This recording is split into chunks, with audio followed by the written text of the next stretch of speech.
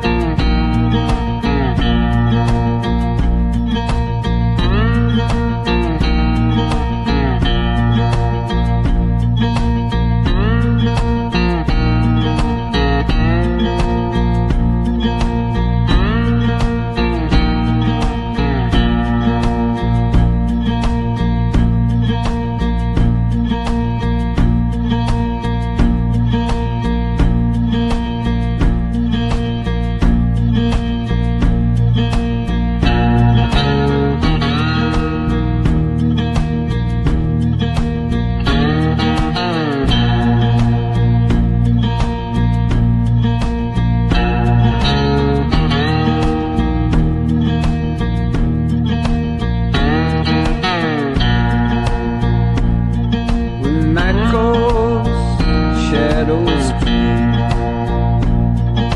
A whisper in the dark to can't go to sleep.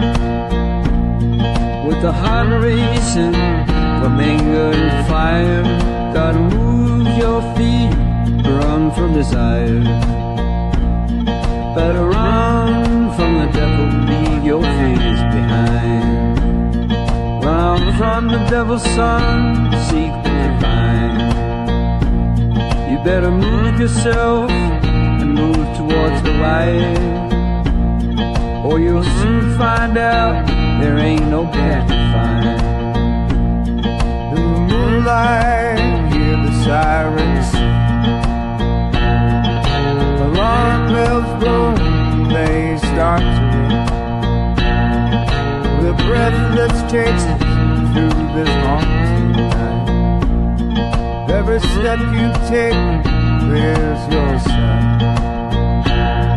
Better run from the devil, leave your fears behind. Run from the devil's son, seek the divine. You better move yourself and move towards the light, or you'll soon find out there ain't no path to find.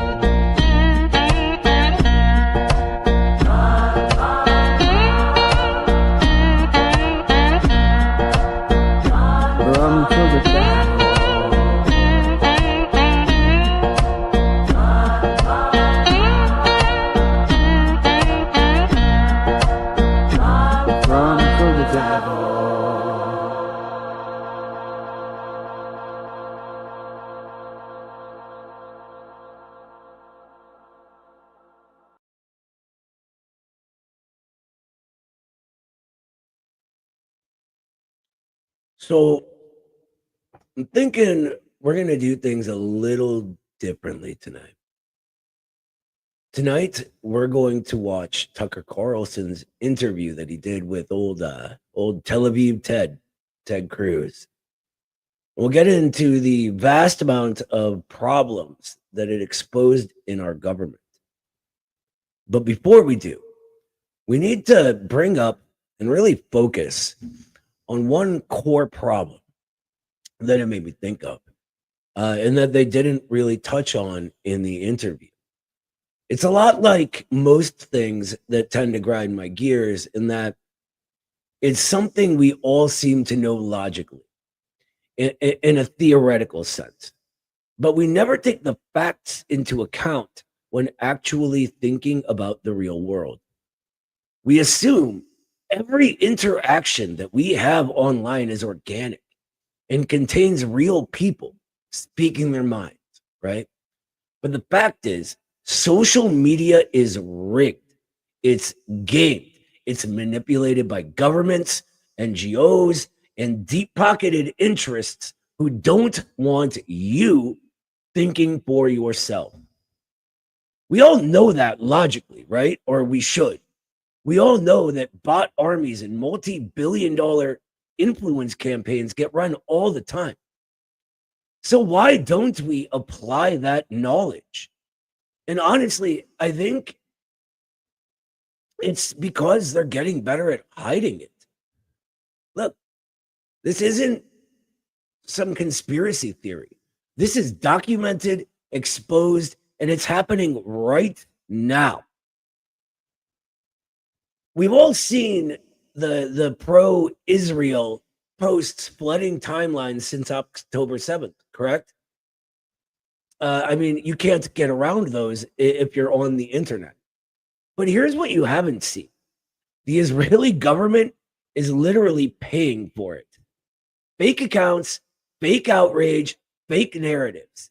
Haaretz, I think it's Haaretz, however you pronounce it, and the New York Times exposed a $2 million campaign where a PR firm hired by Israel's Diaspora Affairs Ministry, who's led by a guy named Amichai Hickley, used hundreds of fake profiles on X, Facebook, and Instagram to push pro-Israel and anti-Muslim content. But they're not just posting, right? Trying to affect our minds. They're shaping laws, which is, allowed and not allowed. It means they're controlling what's allowed and not allowed in our country. Excuse me. That ministry funds groups like Cyberwell, which is, run by ex-Israeli military intelligence officers. And that's now a trusted partner of both TikTok and Meta, which, helps them censor phrases like from the river to the sea. They're rewriting the definition of hate speech in our country through NGOs like the Institute for the Study of Global Anti-Semitism and Policy, or ISGAP, right? They're pushing the IHRA definition of anti-Semitism, right? Which says criticizing Israel is anti-Semitism, which is fucking mind-blowing, right? Georgia, South Carolina, and Florida all have laws based on this already. That's not just propaganda, right? That's a full spectrum assault on our freedom of speech, on our Bill of Rights.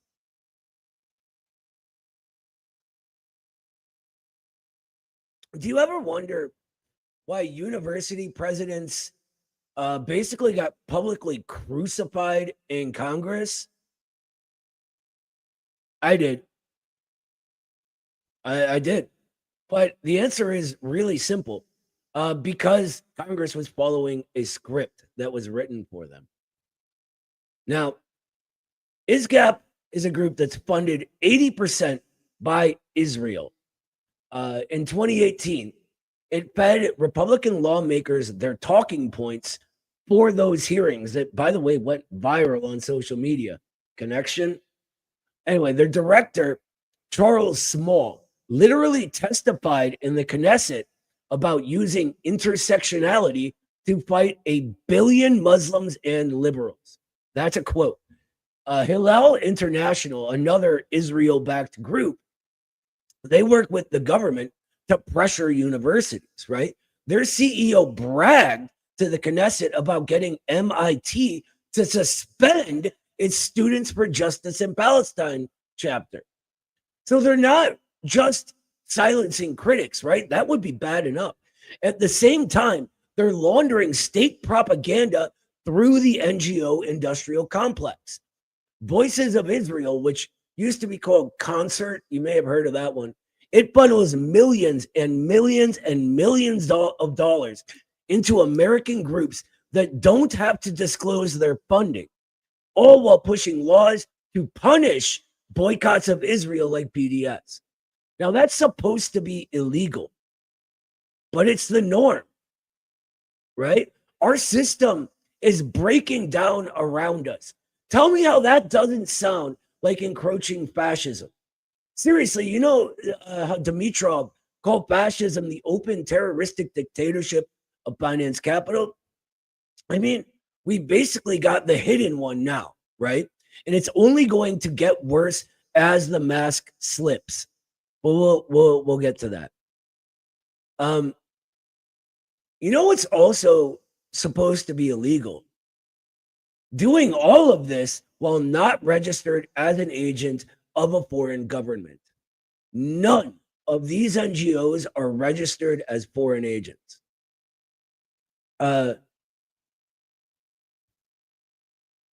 The Foreign Agents Registration Act, or FARA, it exists for a reason, right? To stop foreign governments from secretly influencing American politics. But ISGAP, Cyberwell, Hillel, they're all dodging it, claiming they have academic exemptions while literally coordinating with the Israeli government. What do you guys think would happen if the Russian government tried to coordinate with a pro-Russian NGO that wasn't registered as a foreign agent? They'd get locked up, right? They're really not alone. You know what? Honestly, the really terrifying thing about all of this is that it ain't even just about Israel or really occupied Palestine. It's about the playbook at work here, the tactics, right? The strategy, how the elites operate. They don't change up tactics when those tactics work, you know? Why would they? If a foreign government can buy fake social media accounts, censor speech, and rewrite laws in the United States of America, why can't these NGOs or any of the million other NGOs who don't have to report their donors do the exact same thing for anything, right? Ever wonder how neo-Nazism was nowhere and then suddenly everywhere, seemingly over fucking night? Or why accounts with 100 followers who have a couple friends liking their biggest post at most somehow go viral when they're lying about the American Communist Party? Good questions to ask, right? We know for a fact that this is how they operate through these NGOs. So why do we assume they only operate like this on a handful of things? How fucking naive has that same propaganda machine programmed us to be? If NGOs can pose as independent while taking government cash to push propaganda, how do we trust any of these big money organizations? If social media companies partner with state-backed groups to police our content and decide who sees what and when, and what is disinformation and what is real, what happens to truth? It's a good question too, right? So what do? I'll tell you, we don't retreat. We don't sort of unplug and say, screw the internet, man, or pretend that the internet doesn't matter like some very suspicious discourses on social media want us to do. We do not back down. We do not surrender. We fight. We fight until we are exhausted and pass out. And then we get up and we fight some fucking more. We fight until we take our last fucking breaths. Expose them, right? Expose their lies and how they operate. Share investigations like this one. I got all of this information from a fucking Guardian article. It's right out there for anyone to read. Name the groups. Name ISGAP. Name Cyberwell. Name Voices of Israel. Demand FARA disclosures. And also build our own apparatus. Our own weapons in the information war. What do you guys think Infrared's guerrilla army is? It's just fucking that, an army. Stay in the game, right? That's basically what I'm saying. All of this gets designed to make us feel helpless, right? To think everything is rigged, so we shouldn't even try. But that truth right there is a giant weakness. Yes, they have money. They have bots. Right? They have governments, they have billions of dollars, they have all of that. No, there's no getting around it. But we have something they don't. Numbers. The elites will always be the few. That's why they have to use bots, right? But we are real people, real voices, and the real ability to call out their bullshit, to expose their lies, and to push for freedom and truth. Never let them silence you, ever. Fight and organize and fight some more. There is us and there is them.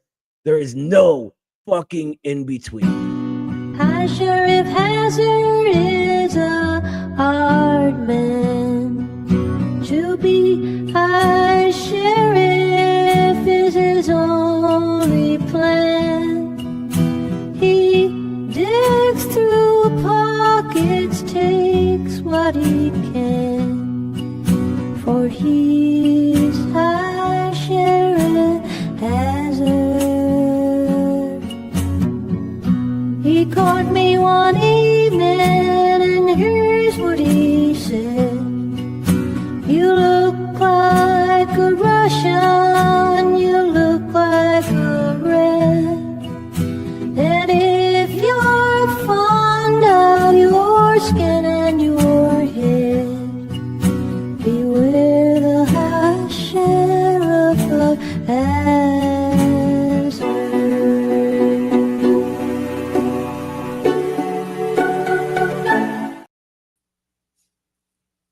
What just happened? Oh, what the?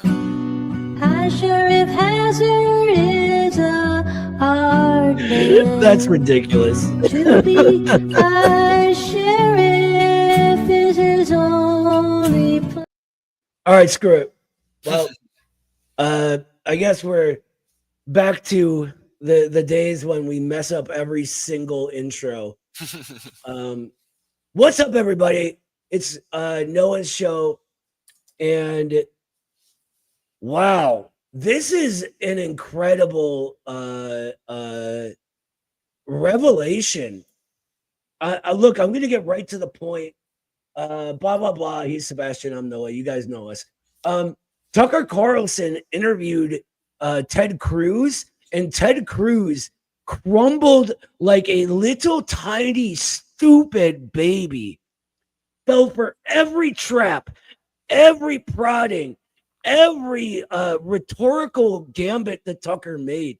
He is mind-bogglingly stupid. I cannot believe how stupid he is. Have you seen it yet, Sebastian? Oh yeah, I've seen countless clips, but the actual interview is like 2 hours long or something. It's going to be a treasure trove. Yeah, we're going to go through all of it, and we're going to react to it live with you guys. Boom, Michelle, thank you so much for the 5. He says Trump has proven himself incapable of making America great again. As the ACP foresaw, his base will soon become disillusioned and the ACP shall rise. Look, you ain't wrong, Michelle. MAGA communism is getting vindicated. This is already happening. The base is split over this war. If you're on social media at all, you should see the arguments. We trust you, Mr. Trump, versus we didn't vote for war. It's everywhere. It's everywhere. The battle lines are sort of getting drawn. And the entire way politics is viewed and happens in America is changing. That's what MAGA communism has always been about. We are all MAGA now, every one of us. Trump changed everything. And the people who see through it and see that Trump either was unwilling or unable to actually put the lives and livelihood of Americans first are sort of ready to see take the next step, I guess. I don't know. I feel like I just kicked everyone in the face with a bunch of words, though. So, I don't know. What do you think of Trump on this, Sebastian? Yeah, I mean, it's crazy. We've seen the reaction on Truth Social, which, that's his block. Those are his guys. And under the comments section of his post, he's not getting ratioed because he's probably botting his posts or whatever. He's getting like 90,000 likes. But there are comments, multiple of countless, with thousands and thousands of likes saying, we didn't vote for this. This is not MAGA. And I mean, to ignore this, the genuine sentiment of anti-war amongst these people, and to just call them bigots or whatever, is to ignore a massive opportunity that's staring us in our face. I mean, even a year ago, if you would have asked these people, I bet a lot of them would have said, "Man, fuck Iran. I don't care about it. Let's bomb them." But like, we don't want to get dragged into another war. Nobody does. I mean, look, and we'll get into this as we watch the video tonight. But oh my God, I just spaced on what I was going to say. Oh, yeah, What did you say, Sebastian? I'm sorry. and I was just talking about the reaction on Truth Social. Oh, But, yeah. So a lot of the sort of left, the fake left, whatever, all they want to do is go, "You idiots! You actually believed Trump was anti-war? We knew all along." Ha ha ha. So, like, look, I kind of get it, but at the same time, yes, people did believe him when he said he was anti-war. They did believe that he was going to improve the lives of Americans and make that his mission. Exodus here, I thought he'd said that Trump is a transgender, but he didn't. Yeah, and where does being condescending to those people get you? Like, saying "I told you so." Like, sure, maybe, but now is the time and place to elevate that. Right. And I mean, it's the perfect opportunity now that we see all these politicians acting in lockstep, posting their copy paste messages all over Twitter and getting ratioed by Jackson and Eddie, like the Randy Fine guy. Dude, have you guys seen that, by the way? So, could you have the post ready? That post? Yeah. Pull it up. This is so funny. So Senator Randy Fine, do you know where he's a senator from? He probably says it in his Florida's 6th congressional district. Okay, so go ahead, read it. Yeah, basically, this guy blocked Eddie because he responded to one of his posts where he was basically, professing his love for Israel and his Zionism, and then he dropped a truth nuke, telling him to worry about his health instead of Israel, and that ended up getting him a block. But this guy also made another insane tweet. I don't know if you guys saw it, but maybe I can pull it up if I find it. But it was literally saying, like, after I shook Benjamin Netanyahu's hands, I made sure not to wash mine until I touched my children on their head. And it's like that type of psychotic pathology. Like, oh my God. Right? What is that? How is that guy in charge of writing American laws? Yeah. Think about that. This guy controls what we're allowed to do and not do. And he didn't wash his hand until he could touch his children's heads after shaking the hand of a fucking war criminal and monster? Jesus Christ. That's like celebrity fan culture. And even worse, it's like he literally worships Netanyahu. That's what it is. When I was a kid, I met Jose Canseco, who was one of my favorite baseball players at the time. I was on a trip to California, and we got to go see the Oakland A's play, right? And I high-fived him as he was walking into the tunnel, right? I still washed my hand that night, and I was a child, right? Jesus Christ, man. Kind of weird people are they? By the way, did you see that guy blocked Jackson too? Yeah. Who basically said the same thing. He was like, dude, you need to worry about your health and your arteries. And and also to that Netanyahu thing, the shaking the hand tweet, he literally just responded, "What the fuck" to it, and that ratioed him, because it's like, to the average person, even to the person who voted for him, it's like, this is insane. Like, why is our representative, who's supposed to be working for Floridians, talking about Israel and Netanyahu in this manner? Like, it's crazy. Look, how do these people say America first with a straight face when this is how they treat the leader of a fake country? It's not even a real country. It's fake. It's made up. And we'll get into it later, but I mean, Cruz demonstrates this exact same thing in the interview. I'm pretty sure at a certain point he was like, "I came into Congress determined to be Israel's biggest defender," or something like that. Like, why do you care so much about Israel in America? Like, that's just it. Look. I say this so often by now that I'm sick of my voice saying these words. 78% of Americans struggle paycheck to paycheck.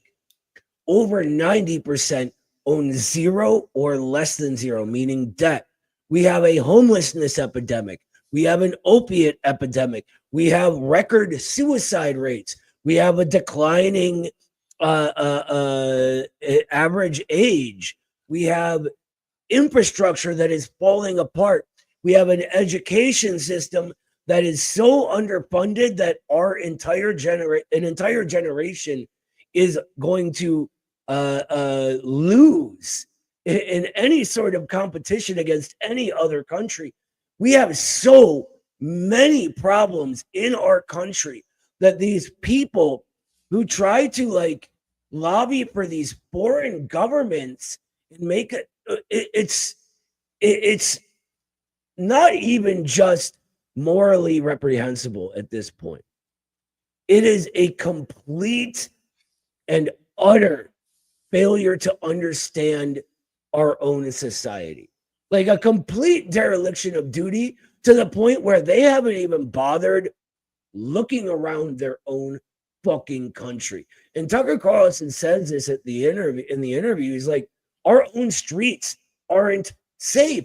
Go to Philadelphia, right? And he says this all the time, but go to the streets of Philadelphia, go to DC, where all of these politicians work, right? And he calls this the city garbage because it is. It's covered in garbage and drug addicts and homeless people and prostitutes. And they are so concerned with what Israel and Iran are doing while ignoring and abandoning the American fucking people right outside their goddamn doors. I don't know. Yeah, I mean it's clear whose side they're on, right? Like since I don't know what the 1980s, 1970s, the amount of healthcare administrators versus actual doctors, the ratio has skyrocketed because it's all about insurance. It's all about skimming money off the top, and I mean they're continuing to hammer this in, saying that if you have public health care, it'll be terrible. Look at all these socialist countries, how it's run. But Cuba, which is under an embargo and has been under embargo, their life expectancy is now higher than ours. So this tiny island nation, which you love to rail on and say it exemplifies the horrors of the socialist system, if even they live longer than us, what the hell is going on here? It's craziness. And we'll get to Tel Aviv Ted's comments about socialism. Oh my God, Exodus! I'm so glad you're okay, brother. That's crazy. Jesus Christ! Right? That's not normal for anywhere. Stay safe, brother. No kidding. If we could take a small detour, just for a minute. I lived in Los Angeles for 5 years, and they were some of the worst years of my life. I'm now going on 19 years clean, but I was addicted to drugs during that time, right? And because of that, I was in dangerous situations often. During that time, I was taking the train, the metro, down to Compton to meet up with some friends. I lived in Hollywood. As I got off the train, about 6 people got up immediately after me and followed me. So I knew something was up, right? And I sort of tried walking real fast, but they caught up to me immediately, and the guy demanded my money. Now, I had like $3,000 in cash on me, so that wasn't happening, right? So I turned around and I start to run. And as soon as that happens, pow, stabbed right in the butt cheek. Right in the butt cheek. And I don't know if you guys have ever tried to run with a knife in the primary muscle for which running is responsible, but it doesn't work. I crumpled immediately. And, like there is confusion at that point. There's just feet all around me, kicking me, and I don't know what's going on. I have never been so happy in my life to hear the little whoop whoop of a cop, ran over. These guys ran off. And the cop helped me up. And then I had to explain why I had $3,000 in cash and these guys were after it. Luckily, I still had my Ohio ID and I got to, play the I just fell off the turnip truck from Ohio. I don't know what's going on thing with him, which worked. But yeah, this was years ago. And this is just an example of how bad our country is getting.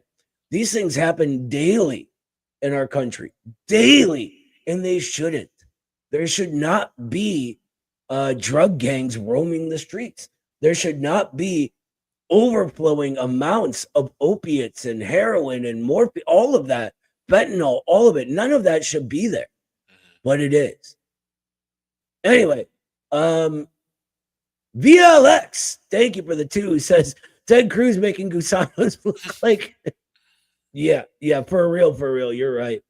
And Sombra, Fidel freed Ted Cruz's parents from Batista's dictatorship. Yeah, I have something to say about that, actually. It was, he tried to make it look like his father got imprisoned and tortured by Fidel and then Che. And he's like, well, actually it was by Batista, but We'll get to all of this, guys. Don't worry.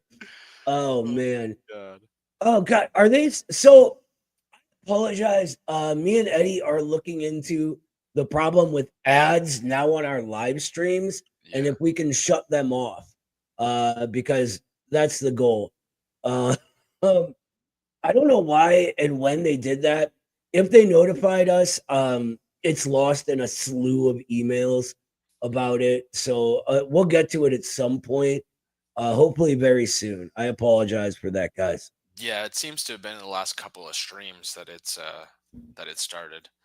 Yeah, Monday was the last time. Yeah, or the first time that I remember. Just to your previous point about the degradation of our country, it's like even in New York City, where the violent crime isn't necessarily as bad as it was in the 80s, this is supposedly the richest city in the country, maybe even the most prosperous city in the world, and you have crazy people and drug addicts, and then the subway is falling apart, homeless people everywhere, and it's surely the resources exist for all these people, but none of it's getting to them. It's insane. Our Pentagon has lost over $1 trillion multiple times. And we'll break down how much money that they just spend on the occupation of Palestine. Anyway, what do you guys think? Should we get to this or what? Let's do it, huh? Let me share my screen here. All right, got our volume up. You guys ready? Senator, thank you very much for spending the time to have this conversation. It's good to be with you. So you come out for regime change in Iran, as distinct just from taking out the nuclear sites. What is regime change? That's a little too fast. Let's go down to 125. Yeah, they already. Forgot how fast Tucker Carlson talks. Yeah. Things look like in Iran. Somebody else in charge. How do you get there? Look, that ultimately has to be a popular uprising from the people. And put the English captions on. What was that? The English subtitles, just if people want to. Yeah, we can use English. Where is it? It's right under there. Yeah.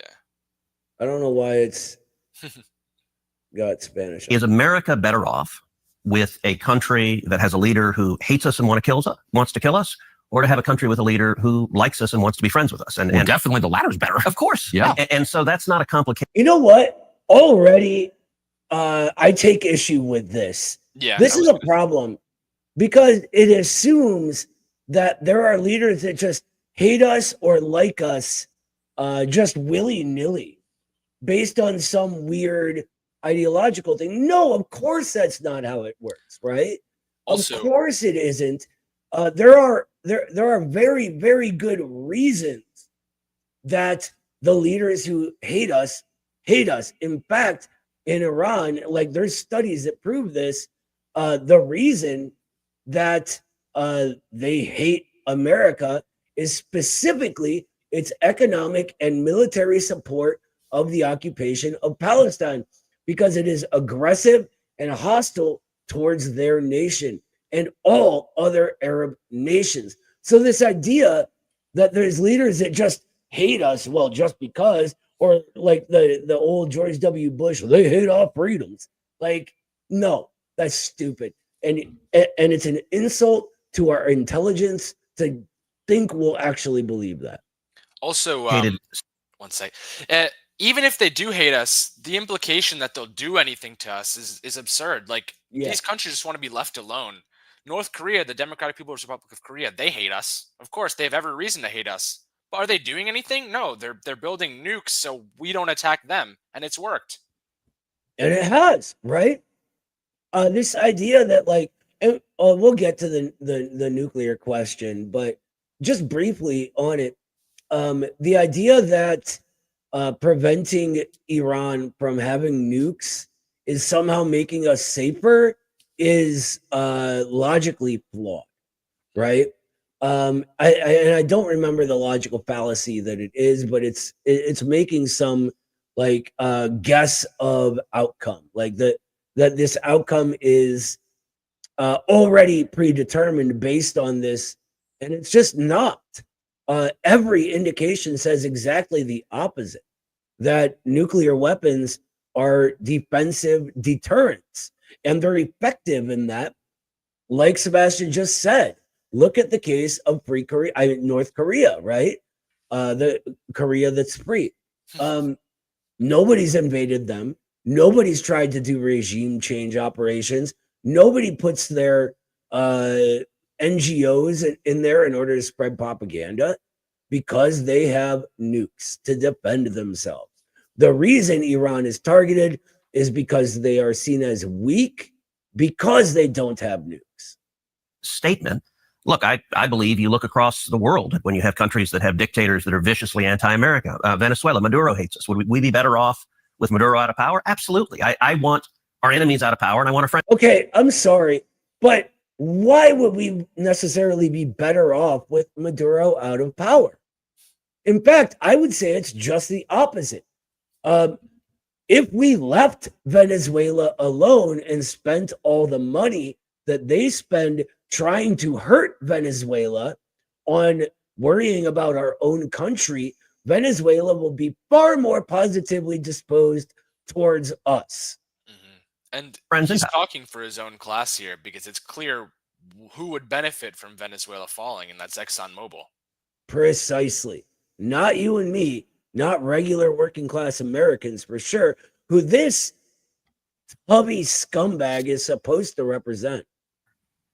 I could not agree more. The question is, how do you get there? Of course. We've been trying to kill Maduro for quite some time. We have troops there. I don't know that we've been trying to kill Maduro. Yeah, we have. And I think you know that. And I don't know. That's so funny. Oh, no, we have. Okay, well, as a statement of fact, we have. So we do have massive sanctions. We tried to pressure him out of office. Yeah, I'm not aware of it. I'm just saying there's a lot of pressure coming from various parts of the U.S. government on that government, and it's still there. And this is what I was talking about, how chock full of admissions this is. Right there, and it goes under the radar. He admits that the sanctions on Venezuela is the American government interfering with the government of a sovereign nation in order to try to get its own interests put in place. That should be, you'd think that would be illegal, something they don't do, etc. But there it is, you know. Take over for 1 second, Sebastian. I got to take a phone call. Sure, I can't play it though. Yeah, I know. Just hang out for a second. Yep. All right.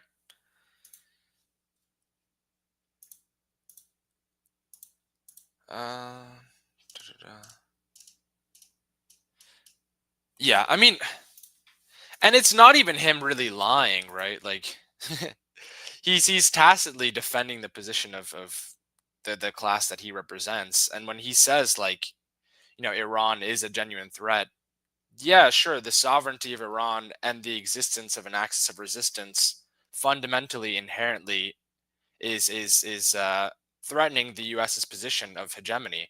And I mean, even if he wanted to, regardless of what he believes, he has to say the stuff that he's saying. And that's why Tucker Carlson the difference of when he was contracted to these companies and after, he admitted that he had basically been lying for his whole career, because you can't get away with telling the truth, or else, the well dries up. You're out of there. Yeah. Same, the country of your ancestors, Cuba, 1959, we've been working on that. Hasn't worked. So I think we both agree it's hard to do. It absolutely is hard. And look, I think you're reasonable to ask, how do we produce that? And I think there's a distinction between what your objective is and the means to get it. There are all sorts of things I would say we would be better off. We'd be better off in China without Xi there. Should we invade China and topple Xi? Of course not. Better off with no national debt. Yeah. There are lots of things. Totally. But it's good to say, all right, what are our objectives? Right. And so with the Ayatollah in Iran, saying you're for regime change, I don't view as complicated. I mean, the guy literally leads mobs chanting death to America. So that's not good. I mean, look, he's not wrong. That's not good. But it begs the question, why do they do that? And it's interesting to me that they never get to that question, right? If they hate us so much that they're chanting death to America, why? What's made that happen? There has to be some reason there. And I think the reason that Ted Cruz doesn't do it is plain old Western chauvinism, right? He views them as inherently backward savages that hate our values, that they are completely static and unable to change because they are fundamentalists or whatever other nonsense that he said. And he said some pretty wild shit about Muslims in the past. Yeah, I mean, just from their perspective, think about where their country would be without the existence of the U.S. and the U.K. Like, they'd be prosperous with the control of, their Mossadegh would still be there, right? Remember, the CIA assassinated him, installed the Shah, and produced the conditions that led to them having to have a revolution. And now they're trying to put the guy's son back in, the one that they cooed the Mossadegh with. Unreal, man. Definitely not good. But the reason I think it's important to get a little more detailed about how that might happen is because there's military action in progress, which we're supporting. And the president has said clearly, including last night, that he's focused on eliminating the capacity of the Iranian government to produce nuclear weapons. You are saying we need to use military force to effect regime change. I have not said that. Oh, I must have. No, I have not said that once. Okay. I don't think we need to use military force to do regime change. I said I support it. I would like to see it happen. You asked me how should it happen? A popular uprising. What I've advocated for. Color revolution. A popular uprising. And now he'll explain how he's for color revolutions, right? All right, let's step back a second. You and I, we've known each other a long time. I would say we agree on about 80% of the things on Earth. For sure. And there are a lot of things, and we can get into the nitty-gritty of foreign policy as much as you want. There are a lot of things on which you and I agree, not just a little bit, but violently. I totally agree. I was rooting for you in your last campaign, for sure. Well, thank you. Look, you have been heroic on the border. You've been one of the clearest and best voices in the whole country on securing the border and on the absolute crisis we're facing. And in Texas, I see it and live it every day. In COVID, in fact, you may recall, in the middle of the COVID lockdown, I was out walking my dog when the whole world was shut down and we were living in lunatic times. And I called you and said, Tucker, your nightly monologues are the single best thing on television. Like I watch them like an injection of crack. Okay, I'm mixing my metaphor because you don't inject crack, but you get what I'm saying. Try. No, I mean, you were standing up and speaking like, what the hell are we doing, in a way that we desperately, desperately needed. And so whether it's securing the border, whether it's the insanity of COVID lockdowns and the vaccine mandates, whether it is the Second Amendment or the First Amendment, you and I agree on a ton of stuff. The 20% where we disagree, I do think is meaningful. And it's mostly in the foreign policy space. And what I would say, if you'll allow me to get a little theoretical, and then I'm happy to get specific. Yeah. For a long time, people had perceived two different poles of Republican foreign policy. There have been interventionists, and those have been people like John McCain and Lindsey Graham, George W. Bush. And there have been isolationists. And the most prominent of those have been Ron Paul and Rand Paul, and there are others. And people perceive those are the two choices. You got to be one or the other. I've always thought both were wrong. I don't agree with either one. The way I view So I think it's interesting to me that he says there's something outside either intervening or not intervening. Now, don't get me wrong. I think absolutes. My pops, when he was teaching me theory, would always make a joke. There's no such thing as an absolute, Noah. But absolutes generally are they don't exist, and that contradiction is humorous to me. But there really isn't a third option. You're either intervening in the affairs of other countries or you're not. There's no like, oh, we intervene a little, or you know what I mean? Like, Yeah. Well, it's also it's the whole thing where they're convincing you that color revolutions are in fact organic, right? It's like that still is intervention, you know, like regardless of if you're putting boots on the ground, if you're bombing them, or if you're influencing all of their institutions. I mean, you're still infiltrating. My own foreign policy. I'm with you, by the way, for whatever it's worth. I agree with you. Okay, good. I don't know who set up that binary, but there are lots of choices, actually. I mean, people sort of naturally fall into, I think they want to classify people and they're like, okay, you're one or the other and you got to be all or nothing. And the interventionists, it seems, have never seen a country they didn't want to invade, and that doesn't make any sense to me. And the isolationists, I think, don't take the threats to America seriously. And I think that's naive and it doesn't work. And oh, okay, I see what he's saying. Yeah, so he's talking about like in different situations. Okay. And so my view, I consider myself a third point on the triangle. And is he saying he's a third positionist? What I describe that as is that I am a non-interventionist hawk, which sounds a little weird, but what do I mean by that? I mean the central touch point for U.S. foreign policy and for any question of military intervention should be the vital national security interest of the United States. How does this make America safer? How does this protect Americans? If it does, we should be strong. And actually, another way of okay, I actually agree with that. Look, sometimes you can't avoid violence, but the central touch point of foreign policy should be, does this make America safer? Which means every sanction that this guy has voted for, every economic attack on other countries is betraying that position. Because every time you make an enemy of someone, you're making yourself a target. Especially when you're choking them off from needed commodities, food, medications, things like that, right? People need these things to survive, to have a society in the first place. And if you are getting in the way of their ability to acquire them, you are attacking them. And so this notion that like he actually holds this position is bullshit, right? Because he is the hostile party over and over again. I mean, look at the guy's record, right? It's ridiculous. None of that makes America safer. All of it puts us in danger. Yeah, I mean, precisely. I mean, if you think back to him praising Tucker on the border and, you know, all his positions on securing the border, for as much as he talks about America first, all of these crises, all of this intervention is creating the migration crisis. Precisely. I'm saying, I'm speaking theoretically, but Reagan referred to it as peace through strength. And actually, I think Donald Trump's foreign policy is very much what I'm describing, a non-interventionist hawk. This is also wrong. That is not what Reagan called peace through strength. I think he's trying to name drop Reagan in order to get Tucker's audience on his side, who sort of blindly like Reagan, right? It's a false nostalgia. But Reagan's peace through strength was building up military capacity during the Cold War. That's what it was. It wasn't this like sort of common sense position of, well, sometimes violence is necessary, sometimes it isn't, right? Like it, yeah.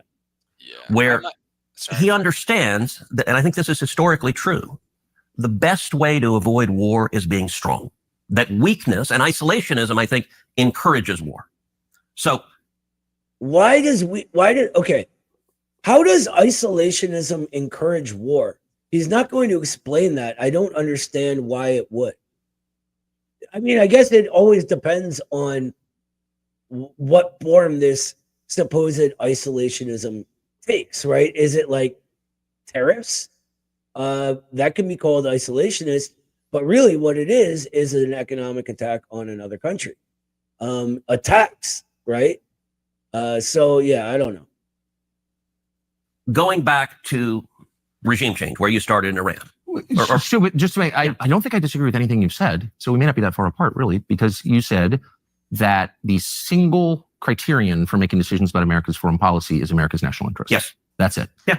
Which is also America first. That's another way of putting that as well. That's the definition of it. It's hardly breaking news. The U.S. dollar has been gravely devalued by Washington money printing. You print money out of thin air and the currency becomes weaker. You can purchase less with the same amount. The entire system is backed by nothing but the government's word. What is that worth? People around the world are beginning to ask. So one of the results of this is that a lot of people want to invest in crypto. Many don't know where to start. That's where I Trust Capital comes in. Their platform makes the crypto game smarter, easier, safer, and you can understand it. With I Trust Capital, you buy and sell crypto inside a tax-advantaged IRA. That means the same long-term tax benefits of a retirement account paired with the freedom to invest in digital assets. They also offer secure non-retirement accounts, use an airtight security system, and have real human beings, experts on call. If you ever need them, you just call up and you can talk to them in person. Creating an account is very simple. It takes just a few minutes. Click the link below or visit itrustcapital.com to start today. The question is, are we watching that now? So I think we are. And from what you've said publicly, I think on Iran in particular, you and I disagree. And all right, let me contrast it when Obama was president. When Obama was president, you remember he talked about wanting to have military action. Oh, and surprise, surprise, he'll consider and then disagree with the Democrat. These people are so goddamn predictable. Like, Republican good, Democrat bad. We fucking get it, Ted. Against Syria. Mm-hmm. And at the time, I tried to keep an open mind to it. I said, okay, let me listen to the command. What was that? As if Obama was an anti-interventionist in the Middle East. Right. Well, he would oppose it because it was Obama, though, right? Yeah. So, like, that'll be his excuse. It's so ridiculous and scripted, man. Commander-in-Chief described to me how this is in America's interest and what your plan is. And Bashar Assad was a bad guy. He was killing his own citizens, and he had chemical weapons that were very dangerous. I could conceive of a command. Anyone interested in the truth about Assad and supposed chemical weapons, please direct yourself to Jackson Hinkle's work on this. There's also Gray Zone exposés. There are multiple videos of Max Blumenthal and Aaron Mate speaking to the UN on the issue. Ted Cruz is lying. But the point is, and they'll get into it, it doesn't matter if you think Bashar al-Assad was a bad guy, as he describes it. What matters is that American intervention made things objectively worse, not just in Syria, but in many places because of it. That's what actually matters. Commander-in-Chief laying out a plan for, okay, we're going to go in and say, grab the chemical weapons and leave. Like, I could see that if there was a real threat to America and there was a plan to prevent that, I could see. Okay. So a real threat to America, meaning, did they actually think that Assad was going to use chemical weapons in America? No, of course not. There is something underlying all of this that they cannot mention. That is dollar hegemony. That is energy domination. And in Syria, that is in regards to occupied Palestine and the pipeline in there. He's supporting that. So I wanted to hear what he had to say. And I listened both in classified briefings and public questioning. And number one, their public defense of it was incoherent. So John Kerry said, we're going to engage in an unbelievably small strike. I think that's a quote.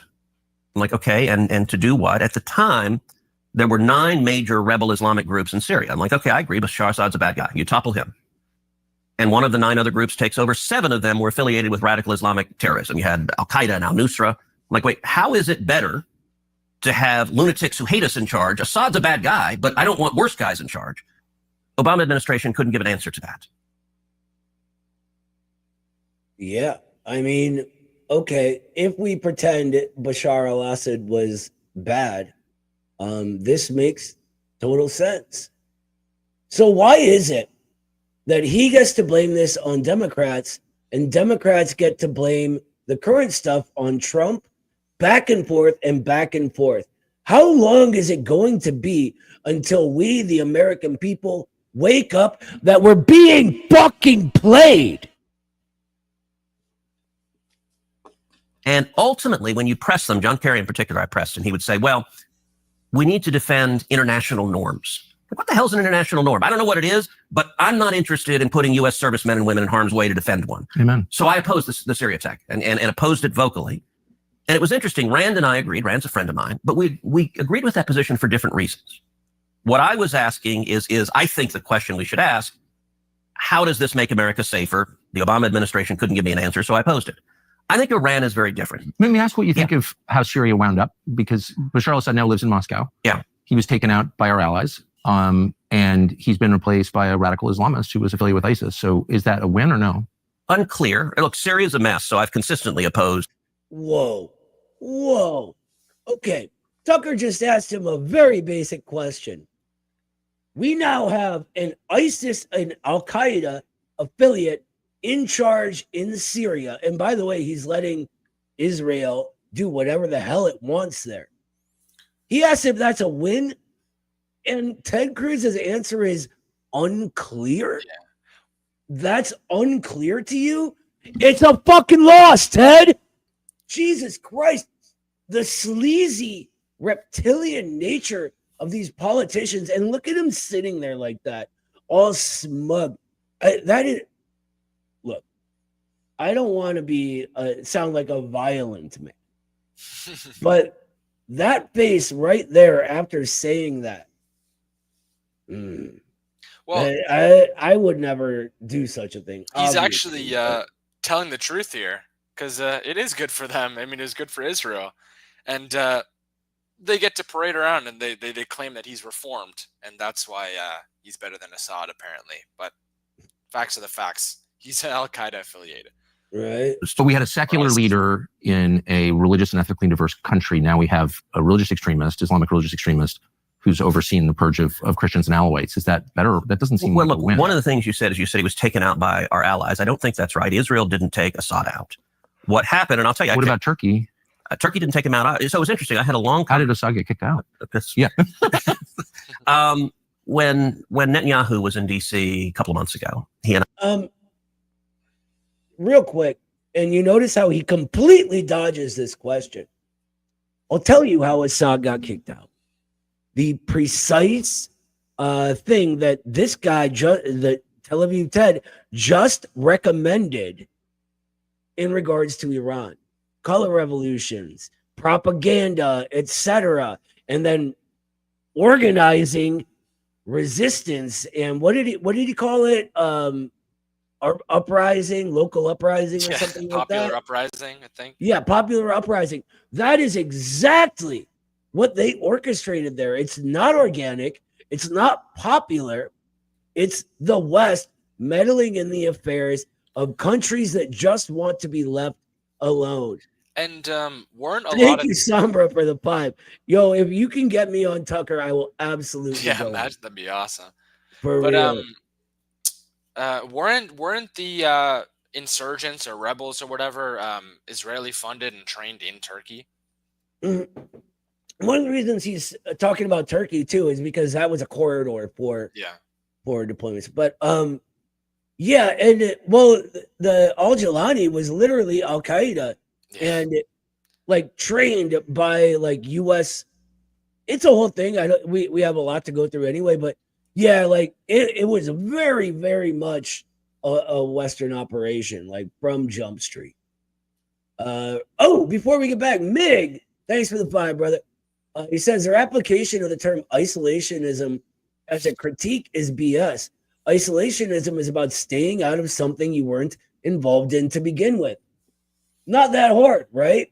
How is it impossible for the corporations that run our government to mind their own fucking business? Why is that impossible? And why are they always involved in the affairs of people all the way around the world that ain't got nothing to do with us. Ask yourself that question. And I sat down for a couple of hours. He's a good friend of mine. And we talked actually about Syria. He made an interesting point that I've not heard anywhere else. This is Netanyahu that he just called a good friend of hers, or his. Sorry, I should say, I don't know. I don't want to assume his gender, but yeah. In that he said he believes what toppled Assad was when Israel took out Nasrallah. Okay, imagine that. Netanyahu claiming Israel is responsible for everything, right? Nasrallah was the head of Hezbollah, and they took him out. And he made an interesting point. He said it's fascinating how a charismatic leader, and Bibi said, look, Nasrallah was a very effective terrorist leader. Wasn't a terrorist, but okay, he was an effective leader. And when they took him out, that power base was supporting Assad, and that ultimately, in Bibi's analysis, removed the support from Assad and toppled him. But they weren't trying to take out Assad. So Hezbollah somehow was the support base for Assad. No, they're like, this only works if you know nothing about Syria. I don't know. So you don't think that, and I don't, it is very confusing, and I don't know that anyone really knows. So Nasrallah being toppled did more to Syria than it did to Hezbollah itself. Right. Unreal, man. Give me 1 sec. Sorry. You just play the video for a sec. Knows all the details, but you don't think that Israel or Turkey or NATO ally Turkey played any role in toppling Assad? I don't know. I don't know that they did. Look, my understanding of that, they clearly took out Nasrallah and Hezbollah. They've decimated Hezbollah, but Hezbollah was waging war on them. So decimating Hezbollah was very good for Israel and very good for America too. I mean, Hezbollah hated us. I would put Assad in the category of an unintended consequence, and whether it's good or bad, I don't know. I think time will tell. For the United States. Yeah, for the United States. I think time will tell the new leadership there. You're right to be concerned. And that's another lie. They've been trying to let me step back and let's talk regime change generally. I mentioned Syria. I also opposed the Iraq War. I think the Iraq War was a serious mistake. And we have a pattern, and going back to this binary of the interventionist and the isolationist. The interventionists advocate over and over again, there's a bad guy, there's a dictator who's doing bad things to his people, and they say, let's go topple them. And you have dictators in the Middle East who are killing radical Islamic terrorists. We come in and topple them. The radical Islamic terrorists take over, and they start killing Americans. In my view, how the heck does that help us? Like, Saddam Hussein was a horrible human being. He murdered and tortured people. Unequivocally bad guy. But it got much worse. And it's incredible that he's talking about Iraq, and the justification for going in there were the WMDs, and that's effectively what's going on now. So it's like you're literally picking and choosing. You can't apply a consistent analysis or consistent guideline for your intervention. It's just your feelings. Like, yeah. Look, regarding Iraq, this WMDs thing is sort of ridiculous to me because they're using the exact same narrative right now about Iran. Oh, if we don't attack them, they're going to have a WMD. Like, do you guys remember the yellow cake thing? It's strikingly similar. And before that, it was, just constant, dictator, just like they're doing about Khomeini, right?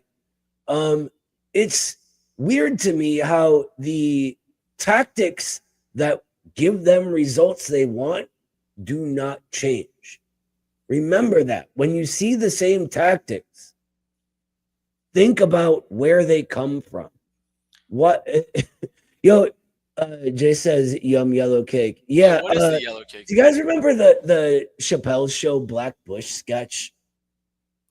Maybe. Oh, it's so funny. Where like Mos Def is playing the black CIA, and the old guy that they have is like his buddy, and he's like carrying like a piece of yellow cake. He's like that is dangerous. He's like, I know, that's why I got it wrapped up in this special CIA napkin.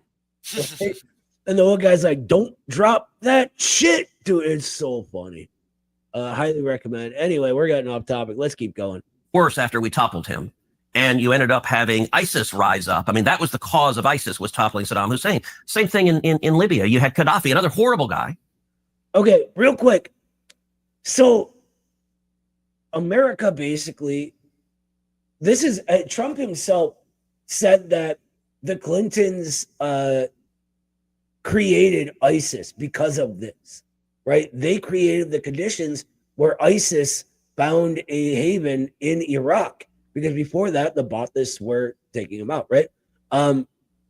Now, Trump is literally using this same rhetoric against Iran. Like, it's wild how they do this over and over again. Go after the quote unquote dictator, and then things get way worse. And he's even admitting it. Here, he'll say Gaddafi's a horrible guy, even though he was presiding over the best living conditions on the entire African continent, and now they have open air slave markets. So this notion that these anti-interventionists are just naive, no, they're recognizing the fact that even when we supposedly get rid of the dictator, things get worse. Yeah. I mean, exactly to your point. How the hell would he expect anything else to be different? I mean, the situation in Iran isn't exactly 100% stable. I mean, there are a bunch of disparate groups. I mean, even the Kurds claim part of eastern Iran. Like, there's no reason to believe that it'll be all hunky-dory if they get rid of him. I mean, obviously it won't. Yeah. That under Obama, we toppled him, and you ended up having radical Islamic warlords taking over. And so it's the question I asked in Syria. Okay, well, what's the plan? And how is this good or bad for the United States? And so I don't think with Iran, I view Iran as very different from Iraq. But up to that point, you say we disagree. I don't hear really anything. I'm not quite sure what happened in Syria, but I don't know. So, right. But other than that, I don't hear anything I disagree with at all. Yeah. Sounds like we're in a complete agreement. I wonder, though, is there a successful regime change that the United States supported? Now, that's the what's question. the difference then?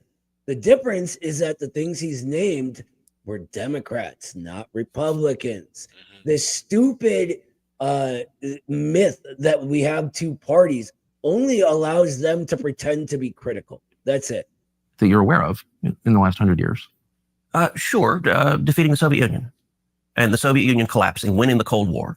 That was the most consequential step for U.S. national security interests of our lifetimes. Again, a country that if they wouldn't have attacked would have been just fine with the U.S. and in fact wanted friendly relations.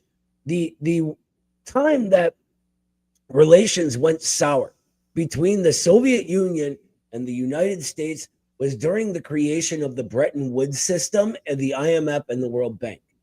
Now, the original plan for the IMF and World Bank was for the Soviet Union to be a part of it. All of the free world after the defeat of fascism, right?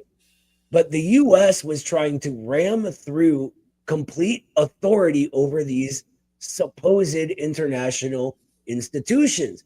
And Molotov, who was the guy that the Soviet Union sent there to negotiate, said that out loud and said that the Soviet Union had trade agreements with the communist bloc that it could not betray. The U.S. demanded veto power and demanded these be renegotiated on its behalf. So the Soviet Union basically hit a point where the Americans refused to negotiate in good faith. And this really begins the Cold War. Now, Cruz's notion that the U.S. won the Cold War is ridiculous. His whole narrative for it is very misleading. Like, oh, the U.S. just bankrupted the Soviet Union by forcing them to build up their military. No. That, like, the idea that the Soviet Union wasn't very much aware of this and the arms race and the budgeting is absurd. The fact is, the Soviet Union really has itself to blame for falling. Now, were there spies and espionage all throughout and attempts at regime change and the possibility that Gorbachev was compromised? Yes. But the sort of rot had already set in, right? They had abandoned Marxism, Leninism almost completely. They were unable to keep up with the change of technology to a new era, right? Their industrial base was always solid. It was luxury goods they could not get, and China was able to get that, which is why they're still around. Well, we can get into all that, but it's kind of off topic. If anyone's interested in the go-to source of information about that, a book called Socialism Betrayed by Kieran and Kenny. That's what, like, you know, the Chinese party uses. It's fantastic. Okay. And so you would classify that as a regime change that we affected? absolutely. Okay. Look, you and I are in my office. We're sitting next to a painting of Reagan in front of the Brandenburg Gate. And up top are the words, "Tear down this wall," in German, in the style of the graffiti. Right. And I think those are the most important words any leader has said in modern times. And if you look at how Reagan waged the Cold War, and Reagan is very much my model for how to, I actually think how Reagan took on the Soviet Union is exactly how we should take on China. Now, starting from the point, look, Reagan was not an interventionist. In 8 years, the biggest country Reagan ever invaded was Grenada. He was very reluctant to use U.S. military force. He didn't respond after the 83 barracks bombings. You're right. He made the judgment that the risk exceeded the benefits. And that's a very rational decision to make. And it's reflected, Trump has made those same decisions where he is willing to use military force, but he very much asks, okay, is this good or bad for America? Does this endanger U.S. servicemen and women or not? And one of the points about the Cold War, look, nobody in their right mind wanted a shooting war between America and the Soviet Union. The two biggest nuclear powers on Earth firing bullets at each other is really unhealthy for human beings. Same thing's true with China. Nobody with any sense says, hey, let's go to war with China. That's really dumb, and a whole lot of people could die. But the Cold War showed we've got lots of tools short of sending the Marines to fight against a regime. And one of the most important tools is the bully pulpit. Yeah. Okay, here he is. And Tucker walks him into this notice. And it's going to develop from here. Ted Cruz is here admitting that the U.S. government interferes in the political and cultural life of other countries as a policy. It is unanimously approved of in our government. He loves it. Democrats love it. Republicans love it. They all love interfering with people who've done nothing to us. That's the thing that really needs to stick out in our minds. These other countries have done nothing to us, but our government meddles in their affairs in order to serve the interests of our financial institutions, our insurance cartel, like all of the ruling cartels in our country, Silicon Valley now, all of that. Just one more thing. He mentions all the various methods they employed to destabilize the Soviet Union, but the implication there is like he wants to go back to all the same tactics they've used, as if China hasn't been studying that and hasn't been learning from that. I mean, I don't know if he himself is aware of this fact and is just saying it because it needs to be said, and just destabilizing China is their last hope. But I mean, surely you should know better. There is a reason the Chinese have the Great Firewall, right? Because they know how the American ruling class operates and they're able to defend themselves.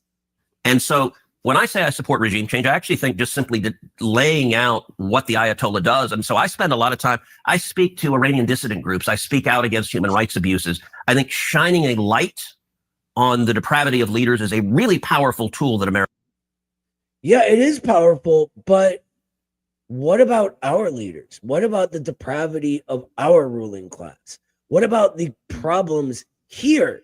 All this focus on what some other country is doing that has nothing to do with us doesn't seem like Ted here is putting America first, like he says he does. America has. Should we limit our activity to that? It depends. Again, because the U.S. government pays opposition groups, militarized opposition groups in Iran to overthrow the government. We've done it in a lot of different places, as you know. I'm not saying it's bad, but that's very different from what you're describing. You're saying we're making moral cases. We did for 7 years with the Soviets. Our system works. Yours doesn't. Yep. And I think we made a credible case for that. And we beat them over 70 years economically. And that was a huge part of it. Right. I think everyone would agree that was the main part of it. We didn't beat them in Vietnam, North Korea. The main part of it, but it was tied to a military buildup. So I think it was two things. It was one, the clarity. So Reagan came in and he described the Soviet Union as an evil empire. Right. And all of the intelligentsia in DC, all the Democrats, all the media, they're like, what a horror. Yeah, the Democrats. You see what I mean? It's all like everything bad, Democrats, everything good, ridiculous, tired, old, fucking decaying, decrepit vampire, this guy. Horrible thing to say. You can't say that. Reagan went to the United Kingdom and he said, Marxism, Leninism will end up on the ash heap of history. People were horrified. Except it's it's leading the entire world right now, moron. Like, are we ignoring China? They asked him, all right, what's your strategy in the Cold War? He said, very simple. We win, they lose. And that was all viewed as sort of a Philistine simplicity. And I think it was exactly right. And laying that out, speaking, do you know the backstory behind the Berlin Wall speech? Yeah, I do. Yes. You probably know Peter Robinson, who was the speechwriter. Yes. So 3 times the State Department deleted those words from that speech. And 3 times Reagan wrote it back. And the State Department argued, they said, Mr. President, you can't say this. This is too bellicose. This is too provocative. And my favorite, they said, this is too unrealistic. The Berlin Wall will stand till the end of time. And Reagan said, look, this is the whole point of the speech. And less than 3 years after Reagan gave that speech, the Berlin Wall was torn to the ground. And it wasn't knocked down by American Army tanks. We didn't shoot missiles at it. It was shining truth and light that tore it down. It was also rebuilding the American military. Truth and light? Well, I don't know about that. It was what was then pejoratively called Star Wars, where the Soviet Union, their economy couldn't match our military buildup, and it bankrupted them. Untrue. Again, socialism betrayed by Kieran and Kenny. That's an example of peace through strength. I wonder, is there anybody who was alive in 1989 who wouldn't trade that America for the one we live in now? There's not one person, I don't think. Oh, sure. But just the basic metrics, debt, suicide rate, life expectancy. I wonder why after that victory, America didn't thrive in the way that we thought that it would, that I thought that it would. My family was involved in that. We were very focused on it in my house. We won. And I wonder 2 things. Why didn't the United States kind of declare victory and make some sort of arrangement with Russia that allowed mutual prosperity rather than continuing a Cold War? And second, I wonder why the United States didn't get a lot better. Why don't we have better infrastructure? Why don't we have fewer homeless? Why do we have all these drugs? If we won. Tucker's asking the right questions here. The problem is the way Tucker grew up, like he just said, prevents him from reaching the appropriate, correct conclusions. Because the U.S. wasn't in the Cold War against an evil empire. It was always the class struggle, right? And the reason life has gotten so bad here is because of capitalism, right? The Soviet Union, the communists, have never been the problem, right? The problem is our own ruling class, our own system. And it is precisely that victory that prevented people from seeing it. So the contradiction that winning made things worse is revealed in real time through that development. You know what I mean? Why does our country look like this? I walked across from Union Station this morning, as you do, I'm sure, every day. And all those people lying in the street, sleeping outside. It's what is that? We're sorry to say it, but this is not a very safe country. Walk through Oakland or Philadelphia. Yeah, good luck. So most people, when they think about this, want to carry a firearm, and a lot of us do. The problem is there can be massive consequences for that. Ask Kyle Rittenhouse. Kyle Rittenhouse got off in the end, but he was innocent from the first moment. It was obvious once on video, and he was facing life in prison anyway. That's what the anti-gun movement will do. They'll throw you in prison for defending yourself with a firearm. And that's why a lot of Americans are turning to Byrna. It's a proudly American company. Byrna makes self-defense launchers that hundreds of law enforcement departments trust. They've sold over 600,000 pistols, mostly to private citizens who refuse to be empty-handed. These pistols, and I have one, fire rock-hard kinetic rounds or tear gas rounds and pepper projectiles, and they stop a threat from up to 60 feet away. There are no background checks, there are no waiting periods. Byrna can ship it directly to your door. You can't be arrested for defending yourself with a Byrna pistol. Visit Byrna, BYRNA.com, or your local Sportsman's Warehouse to get yours today. Byrna.com.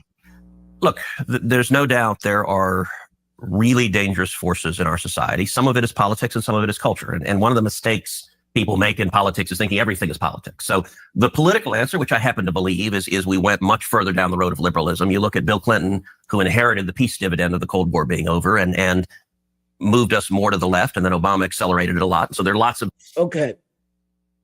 Liberalism, these vague categories that mean nothing. Oh, it was the liberals being all liberal. What actually caused the problems? We can look at how financialization is the root cause of all of this. How in 2008, precisely the primary form of accumulation becomes speculation, and the final death knell in industrial capital in America is really put in the coffin, right? The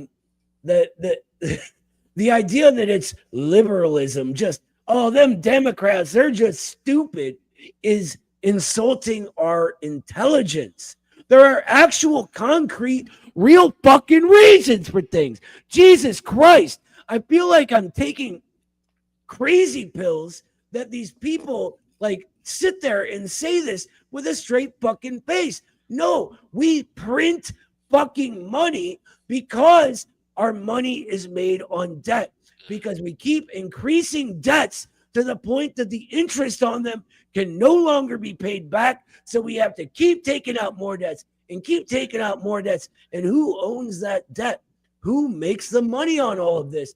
Finance capital, the ruling class, something neither of these guys can ever talk about. But the people are waking up to that fact. Sorry, I needed to rant for a minute. This shit drives me crazy, man. I just have one more thing to say as well. Yeah, go ahead. Like, in that he's saying that Clinton took us to the left and then Obama took us even further to the left. But this is the exact point. It's like the obfuscation of the terms left and right. Like, they become entirely meaningless. When Obama capitulates to the banks, how the hell is that left in any sense of the word?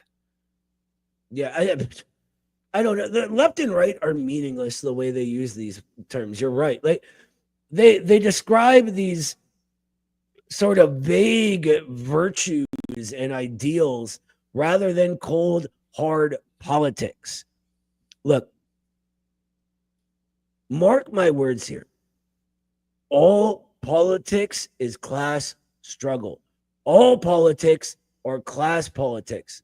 And if you don't admit that fact, if you are unaware of that fact, you're either lying or duped in some way. Because Ted Cruz is aware of that fact. I promise you that. Yeah, he is. I agree. Bad economic policies, but I also think they're cultural things. The loss of faith, I agree with all of family. That. I know what you're going to say, and I agree 100%. I bet there's not one word that I would disagree with. All I'm saying is, I think it's important to step back and ask. But I actually think Russia has very little to do with it. So, well, that's kind of the point that I'm trying to make, which is, like, we're all sort of focused on beating our adversaries abroad, but what is victory worth if our own country becomes what it is now? And maybe we're spending a little too much time focused abroad and not enough time focused on the people sleeping outside Union Station. So, look, I absolutely think we need to focus at home emphatically, and we need to focus on prosperity. We need to focus on reducing the debt, reducing spending, empowering people, low taxes, small businesses, American free enterprise. It's the most powerful force for fighting poverty the world has ever seen. All right, a few things. One, that's untrue, actually. Most powerful force for fighting poverty that the world has ever seen is the Communist Party of China, who a few years ago eradicated more extreme poverty than any other force in all of human history. So, not true. Two, American free enterprise. Okay, we can go with that. What happened to it? What happened to it, Ted? What happened to all the small businesses? Why do over 90%, or is it 80 or 90% of small businesses fail within the first year? Right? Why is it that we are dominated by a system of monopoly and financial institutions? Why is that? Because the system of free enterprise led to the system of monopoly capital, led to the system of finance capital. And then in 2008, speculation became the primary mode of accumulation. They don't even need to really create commodities anymore. They turn money into more money through financial manipulation and speculation, through things like asset price inflation scams, through stock buybacks, right? Through short-term gains at the expense of long-term stability. The reason China is winning and beating us out is because the communist system allows for long-term planning. This financialized non-industrial capitalism, the sort of end result of industrial capitalism, does not allow for that. It must at all costs produce short-term gains. Otherwise, things get swallowed up and you end up with a bubble that pops, right? Now, let's just keep going because he'll get more into it. 1,000% there. I also recognize it is a dangerous world, and part of the responsibility of leaders, part of President Trump's responsibility, is to keep America safe. Let's go back to where we started. But can I ask, you've been in the district a long time in DC, so have I, and the city's way more dangerous, and Congress runs this. No, it's a complete crapple. So I'm saying, like, no Iranian's ever going to kill me. I could get carjacked here. Well, and I just don't understand how the Congress could run the city and focus on the dangers of Iran when the city is like garbage. It's garbage. But Congress does. No Iranian's ever going to kill me. No Iranian's ever going to kill you guys. No Iranian's ever going to kill any of us. Know who might? Other Americans. And who are the ones making groceries unaffordable? Not Iran, right? Not China. Our own ruling class. It is the establishment, the elites, the bourgeoisie, whatever you want to call them. Whatever you want to call them, they're the ones to blame for our families suffering. Doesn't run the city. We could. Congress does run the city. It's in the Constitution. It's in the Constitution, but they've given home rule, so it's a Democrat. You can take it back. You control the Congress. I'd vote for it, but it is a question of math. Okay, but I'm just saying, like, why? How can people ignore? It's like if my own kids are drug addicts, but I'm focused on my neighbor's kids. It's like I'm neglecting my own kids, and there's a sense in which the Congress is neglecting the country that elected them in favor of this relentless focus on other people's problems. Well said, Tucker. That's the way it feels as an American. Look, there are lots of problems in America that we need to fix. Why is DC a pit? Because you have a mayor and a Democrat city council that won't let police officers arrest bad guys. And in every... Oh, God. Everything that the Democrats did it. Look, if it's the fault of the Democrats or the fault of the Republicans, why are they there? Why do we have a system that allows such people to be in charge? Shouldn't that tell us something about the system itself? That maybe it's obsolete, maybe it's time for a change. This notion that, oh, his hands are tied, we can't fix anything because the Democrats are just so stupid and all their stupidity gets us in. No, that's a cop-out. That's being a coward and unable to actually address the problem, right? He talks about like not being able to lock criminals up. I'm pretty sure criminals get arrested in DC, but look, I kind of agree on this, right? Criminals should go to jail, but there's a deeper question at play here. Why do we have so much crime in the first place? Gonna say it again, second time tonight. 78% of Americans struggle paycheck to paycheck. Over 90% of Americans own nothing or less than nothing, meaning debt. When you shove people into a situation where they cannot get ahead, they will resort to crime, period. And if you actually care about making this a better country and putting America first, your words, Ted, then you need to get rid of the conditions that create all of this crime, right? You need to get rid of the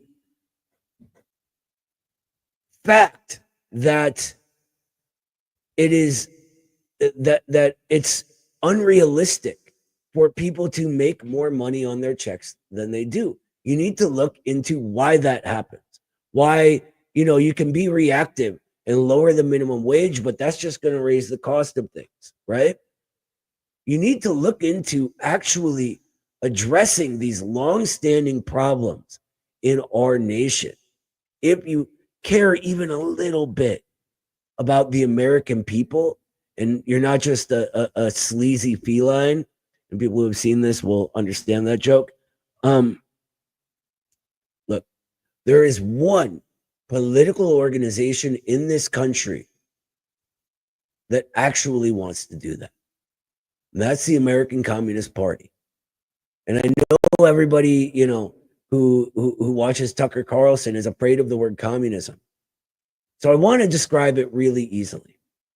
Communism is government of the people, for the people, and by the people. That's it.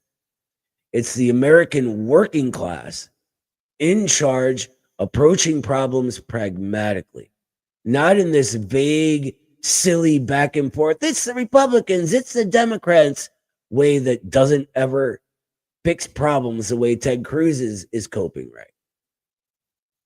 But in a realistic, pragmatic way. That's it. Every city you see across the country, whether it's New York, whether it's Chicago, whether it's LA, whether it's San Francisco, if you have Democrats, we see the LA riots where they won't let people be arrested. All right. Then why not work in regime change here?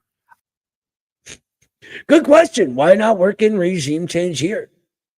We don't have time to get into the LA riots right now. Why not use the bully pulpit? What do you think I do every day? I've never seen a Republican senator stand up and say, I just walked to work this morning over people dying of drug ODs. We're going to shut this place down unless they fix it. They're mad about Putin. Like, what did Putin do to Washington? Nothing. What did Putin do to Washington? Nothing. It is Ted Cruz, Tel Aviv Ted, and everyone that works with him that is responsible for the fact that you have to walk over someone overdosing on heroin or fentanyl or whatever it is on your way to work. It is Ted Cruz and everyone who works with him responsible for the fact that you don't know if you're going to be able to pay your rent next month or for groceries or school clothes for your kids. This guy right here, this tubby, sleazy liar, Tel Aviv Ted, is the one who is responsible. And at a certain point, we become responsible for not doing anything about it, right? For allowing them to lie to us. Organize. acp.us/join. Organize. The only people who can fix the problems caused by people like Tel Aviv Ted are the American working class.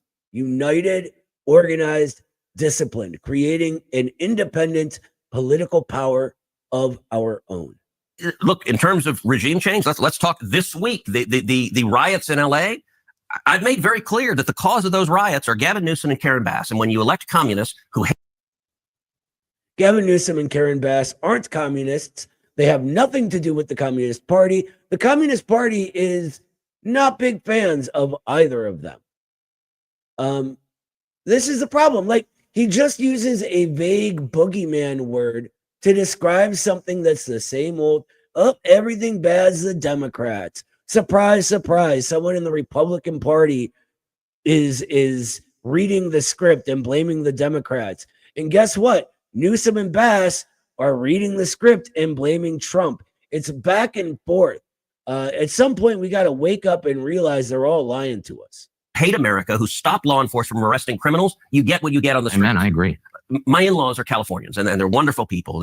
Heidi grew up on the Central Coast of California. And I remember I was texting with my mother-in-law, and I think I sent her a video of criminals going into a store and just looting in California. And her response, she said something like, well, this is really terrible. I wish we could, it's a shame we can't do anything about this. So yes, you can. Go in and arrest them. Throw their butts in jail, put them in handcuffs, 100%. And it stops. Exactly. And so we know how to fix. He says we know how to fix that, but that's not a fix. They've arrested rioters all through American history, and we still have riots. It keeps happening over and over and over and over again. Why? People are pissed off, they're alienated, and they have no idea because of scumbags like you. They have no idea what the actual problems are. If people like Tel Aviv Ted here weren't blaming all our problems on Democrats in Iran and Putin and taking some fucking responsibility as a leader and actually fixing the problems and making things better, then the riots wouldn't happen. People will be happy. Happy people don't fucking riot. Jesus Christ. Fix these things. And DC is I think DC voted, if I remember right, 92% Democrat. Democrat policies don't work, and they destroy every community that they are in charge of. Then why don't Republicans assert their constitutional authority over the city? Don't they control the Congress? Yes, I'd be all for it. Who's against it? Susan Collins is really vocally against it. So on question. So you're telling me that Republicans have never been in a place where riots break out? I find that hard to believe. I don't have the information right on hand with me, but take some goddamn responsibility and stop blaming everything on everyone else. You know who he sounds like? A while ago, I had to read that whining bullshit of a book by the Mustache Man. That's who he sounds like. Everyone else is to blame for everything wrong. I'm so good. I do everything right.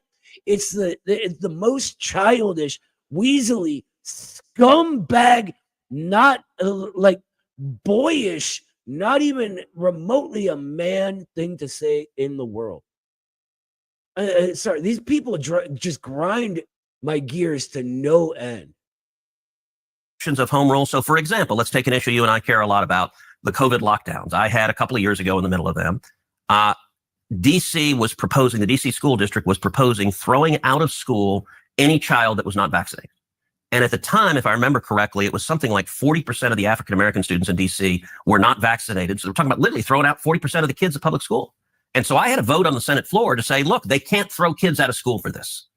And we ended up having a big argument. And part of the argument was home rule, where there was, and Susan was the most vocal Republican that's like, no, we have to let DC run. And I'm like, why? Constitution gives us the power to do it. And it ended up, by the way, every single Democrat, all of them, voted in favor of the DC public schools being able to throw out 40% of the black kids from school. And I said, look, you throw a kid out of school, you got a 14, 15-year-old boy, you throw him out of school, you know what's going to happen next. He's going to join a gang. He's going to engage in crimes. He's going to engage in drugs. He could be dead within 5 years if that kid doesn't get an education. And the Democrats were more than happy to say, we don't. All right, a little racist there, Ted. Slow your roll. Not every black kid who's not in school joins a gang and ends up dead. Jesus Christ. Wow. Like, look, I get what he's trying to say, but that was fucking racist. But here's the thing. When they're in school, they're not getting a quality education anyway. Our schools have become these decayed, underfunded ideology factories, right? Where they push ideology on children, right? Rather than allowing parents to raise their kids how they see fit. But that's a whole nother bag of bananas. We don't even have to get into it. I really just wanted to point out a little bit racist there, Ted. Don't care. Right now, our religion is get the vaccine or to hell with you. But can you see, I mean, once again, I couldn't agree with you more, but can you feel the frustration of people, including your voters, every American, at the emphasis on foreign countries and the threat we supposedly face, one which is fake, obviously, over the... Love that, which is fake, obviously. Not wrong, Tucker. Kind of slowly unfolding tragedy of what's happening to our country. The dollar spent, the aid packages to Ukraine to pay the retirement of civil servants in a country that we have nothing to do with, the endless support for Israel, very expensive. Look, we're paying for the retirement of Nazis in Ukraine and not our own elderly. My mother, it may get her Medicaid taken away by the new policies, by the way, while our tax dollar, who has stage 4 lung cancer and is elderly, who I have to take care of, she doesn't get our tax dollars. American elderly people don't get our tax dollars, but Nazis do? Unreal. This guy pretends to be America first, but he's taking care of Ukrainians, not Americans. He's not a Ukrainian congressman. He's an American congressman, supposedly. When people are literally buying groceries on credit in the United States, can you feel like it's nothing against Ukraine or Israel? Or any other all right, let's stop. You said the support for Israel very expensive. How much support do we give to Israel? Well, you tell me. You vote for it. Yeah, it's about $3 billion a year. It's the military assistance. Is that the only assistance? Yeah, we $3 billion a year seems a little low, Ted. Seems a little low. I don't know. Let's see here. So according to the numbers that I know, that I'm familiar with, from 1973 to 2002, our government gave a fake country, Israel, $1.6 trillion. From 2003 to 2024, another $1.4 trillion. Now, he says that there's no additional assistance, right?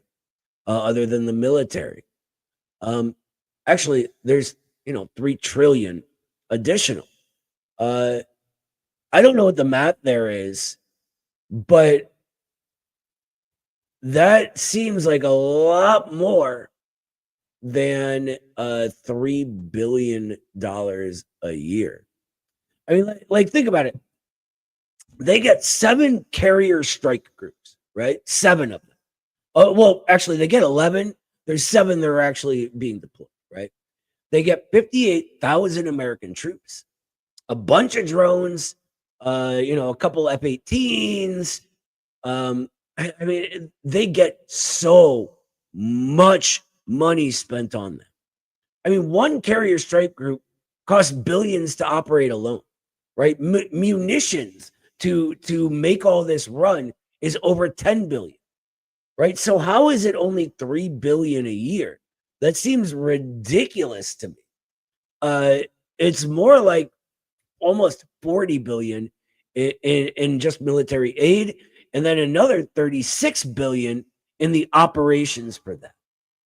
We give them more money than it would take to make sure every single family in America has a peaceful, stable life, has medical coverage, has a quality education, has infrastructure that can actually function and get them to work, or allow them to, flourish and create a small business. We can create programs that incentivize these things rather than monopolies that gobble them up. It is unreal how much money that our government takes and filters through all these government programs, all tax dollars, for other countries. Why is that? They're not just being altruistic, right? Just think about that while we keep watching. Just have military assistance. Israel does not have additional assistance. There's an MOU, a memorandum of understanding, and it's $3 billion a year. So what is it costing the support for the bombing campaign to protect Israel right now from Iran? So I don't know right now, but I'll tell you this. Let's go back to the touchstone on foreign policy. I think he does know because he voted for all of it. So the idea that he doesn't know is a lie. But just between 2023 and 2025, the estimated total cost is about $75.2 billion. All right. And I think you know that very well, Tel Aviv Ted. American interest. Our support, our military support for Israel is massively in America's national security interest, and it benefits us enormously. Well, before we can make independent judgments about whether or not that's true, and I'm certainly open to it, I think we need to know what it costs. So what's the annual cost of defending Israel? Do you know? $3 billion a year. No, that's the aid. But I mean, the cost of the weapons, for example, the cost of U.S. personnel there, the cost of moving ships to the region, which we're doing right now, the cost of moving tankers to the region, all of that. Do we know what the cost is? So look, the last week, I don't know. And there's some lag when the administration on the Constitution. No, we know. I just told you guys exactly what the cost is, right? And he knows that. And he's lying to the American people right now. On behalf of what? Who? Right? On behalf of a fake country and all of the financial institutions that profit from the loans for that, from the military industrial complex companies that sell these things. All of these people are the ones making out like bandits. And the commander-in-chief has control of the armed forces. And so President Trump has made some decisions that we'll know the cost over time, but I don't know the last week. I don't have visibility on that. The annual cost is $3 billion. It's a 10-year memorandum of understanding, and that's the principal driver of the cost. But let me make a point. We get massive benefits from Israel. Israel shares the Mossad is one of the best intelligence sources on the planet. The enemies of Israel, the people who hate Israel, they all hate us. Okay. Let's talk about the Mossad for a minute. Let me see here. When was it that think that we've known that the Mossad has been spying on our presidents specifically since 2019? If you guys remember the JFK release last month, though, it goes back a little bit further than that, right? The number one reason, though, that these enemies of America hate America, like I said way at the beginning of the stream, is its unwavering support for Israel, both militarily and economically. But what I really want to say is that in 2014, Israel was flagged as the top spy threat to the U.S. That was part of the Snowden leak, by the way, right?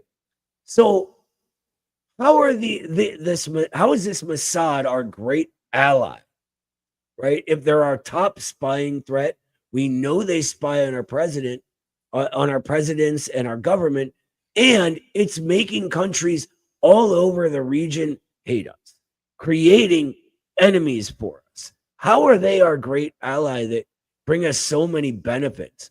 Also, what do you think, Sebastian?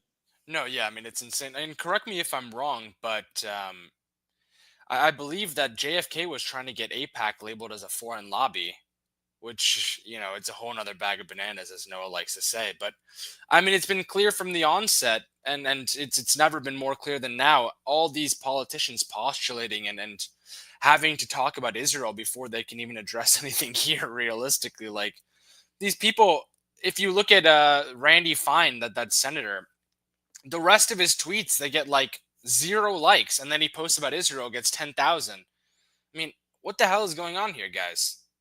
This guy, it's clear he's Israel first, not America first. And I think that's why we got to start hammering that new acronym home, MIGA, because that's what it is. All these people who've gotten AIPAC money, and even those who haven't, like, I mean, Bernie Sanders, he's been a bit better on some stuff, but even he's 2 years into this, still saying that Israel has a right to defend itself. Like, read the room. Unreal. Look, they're not even America last. They're America not at all. Yeah. Like it's not even on their radar to think about the living conditions of ordinary Americans. What's on their radar is how to make money for the military industrial complex, for the super majors, how to keep dollar domination going, speculation for financial firms, continual real estate scams and the real estate cartels, putting, like CIA backdoors and software all over the world. I mean, that's where their minds are. Like, let's be real. And even here, the party's coming to an end soon. I mean, if not already. The reason why they're talking about all the immigrant stuff is because it's actually putting a massive strain on their society. They can't cope with it anymore because they've been freeloading. They don't really have anything of their own. They don't have any resources, and they barely have any industry. It's almost a perfect overlap. And so if we tried to recreate, if we're just trying to defend America, we tried to recreate the national security benefits of our alliance with Israel, it would cost, I don't know, 30 billion, 300 billion. So can you elaborate? And again, I'm going into this as someone who's always liked Israel and still does. But I also think at this point, given where we are, it's fair to ask rational questions about what the benefits are. Good. So does Mossad share all of its intelligence with us? Oh, probably not, but they share a lot.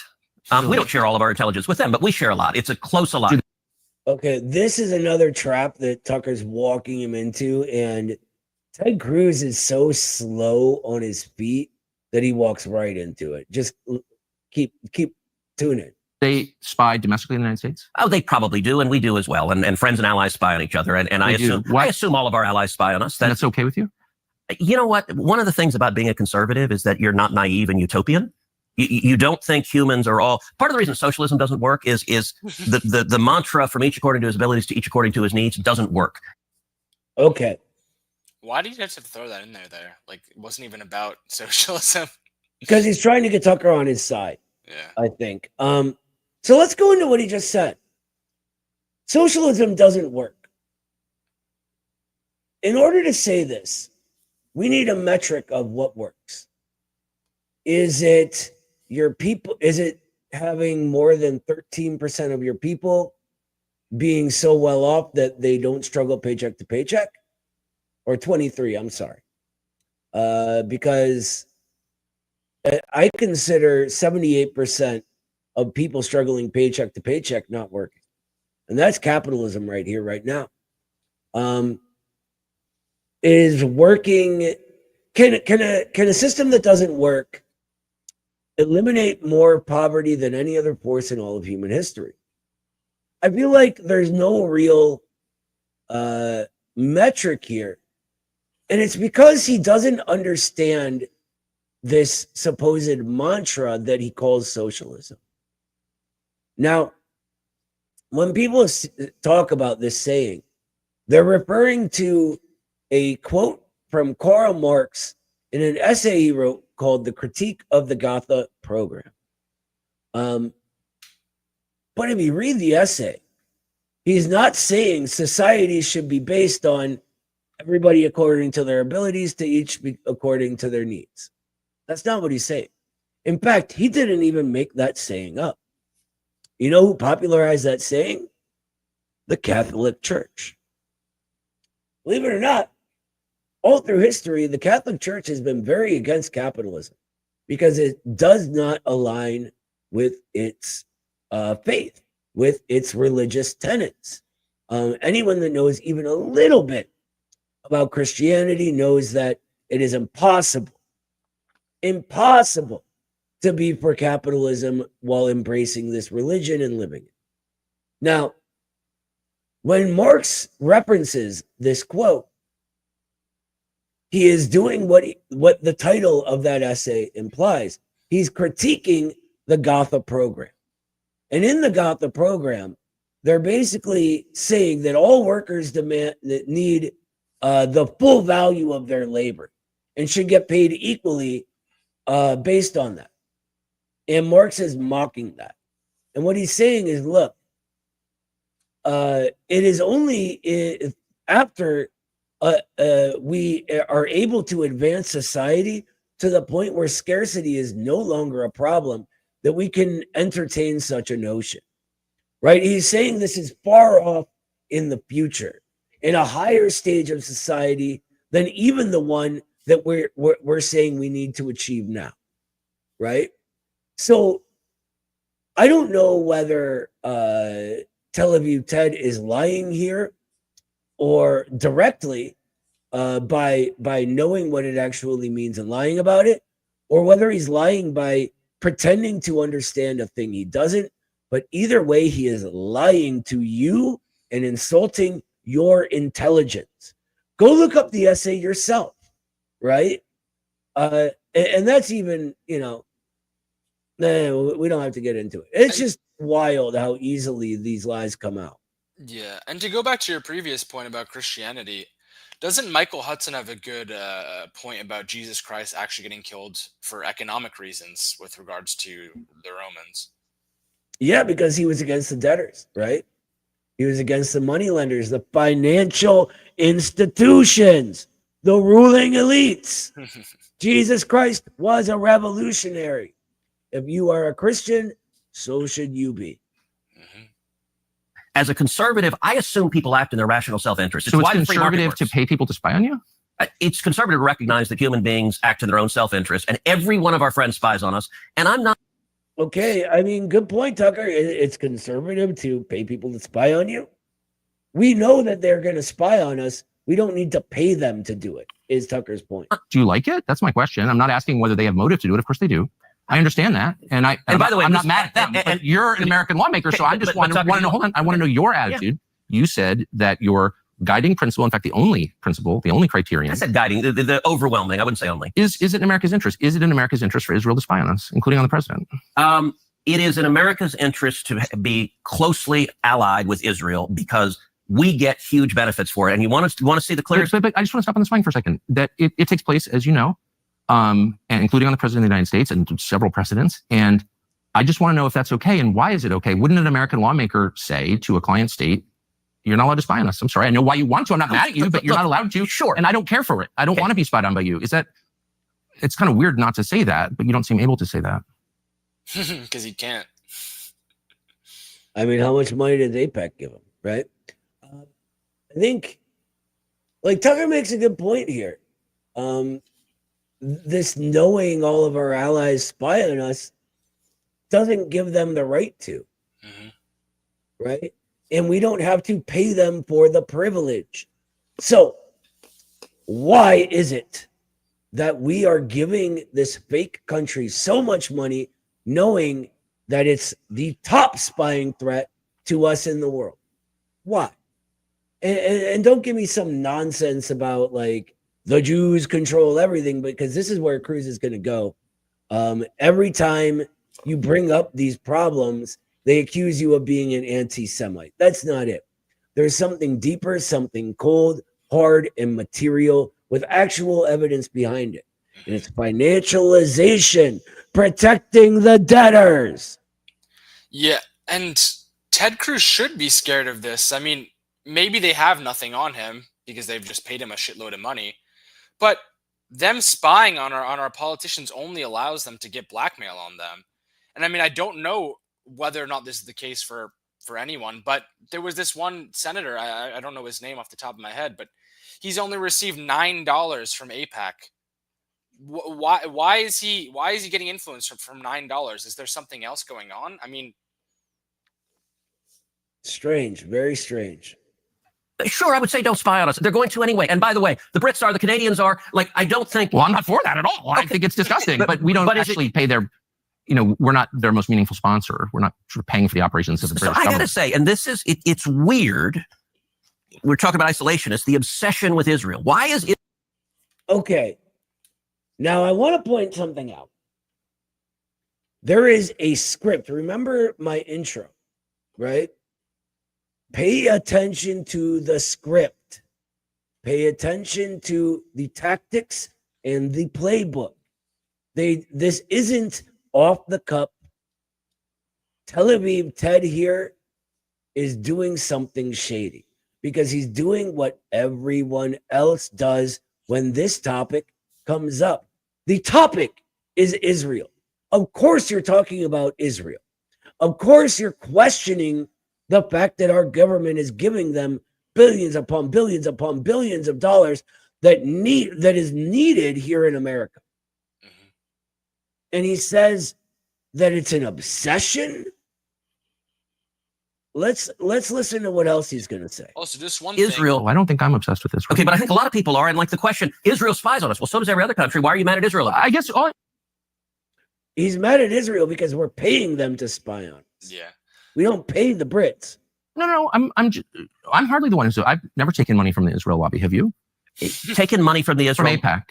So AIPAC raises a lot of money for me, but it's actually a misnomer because the people who raise money are individuals. Okay, everybody actually working on behalf of an institution is an individual. You see how scared he just got at that? AIPAC gives him a lot of money, and it's not just that. It's the threat of coming after them if they don't take the money, if they don't do what they're told to do. I mean, they were so it's not the PAC itself, but they're individual members who believe in the American-Israeli friendship and relationship. Is AIPAC a foreign lobby? No, it's an American lobby. It's the AIPAC stands for the America-Israeli Political Action. What does it lobby for? So, to be honest, not a whole lot effectively. Listen. This is one of those like pump fakes. right? Like a 1-2, where they pretend to criticize something for not being as effective as it actually is, right? Like, actually, there's a big problem with APEC. It's that it's not good enough. I think APEC bragged last year that 98% of its politicians were put in office.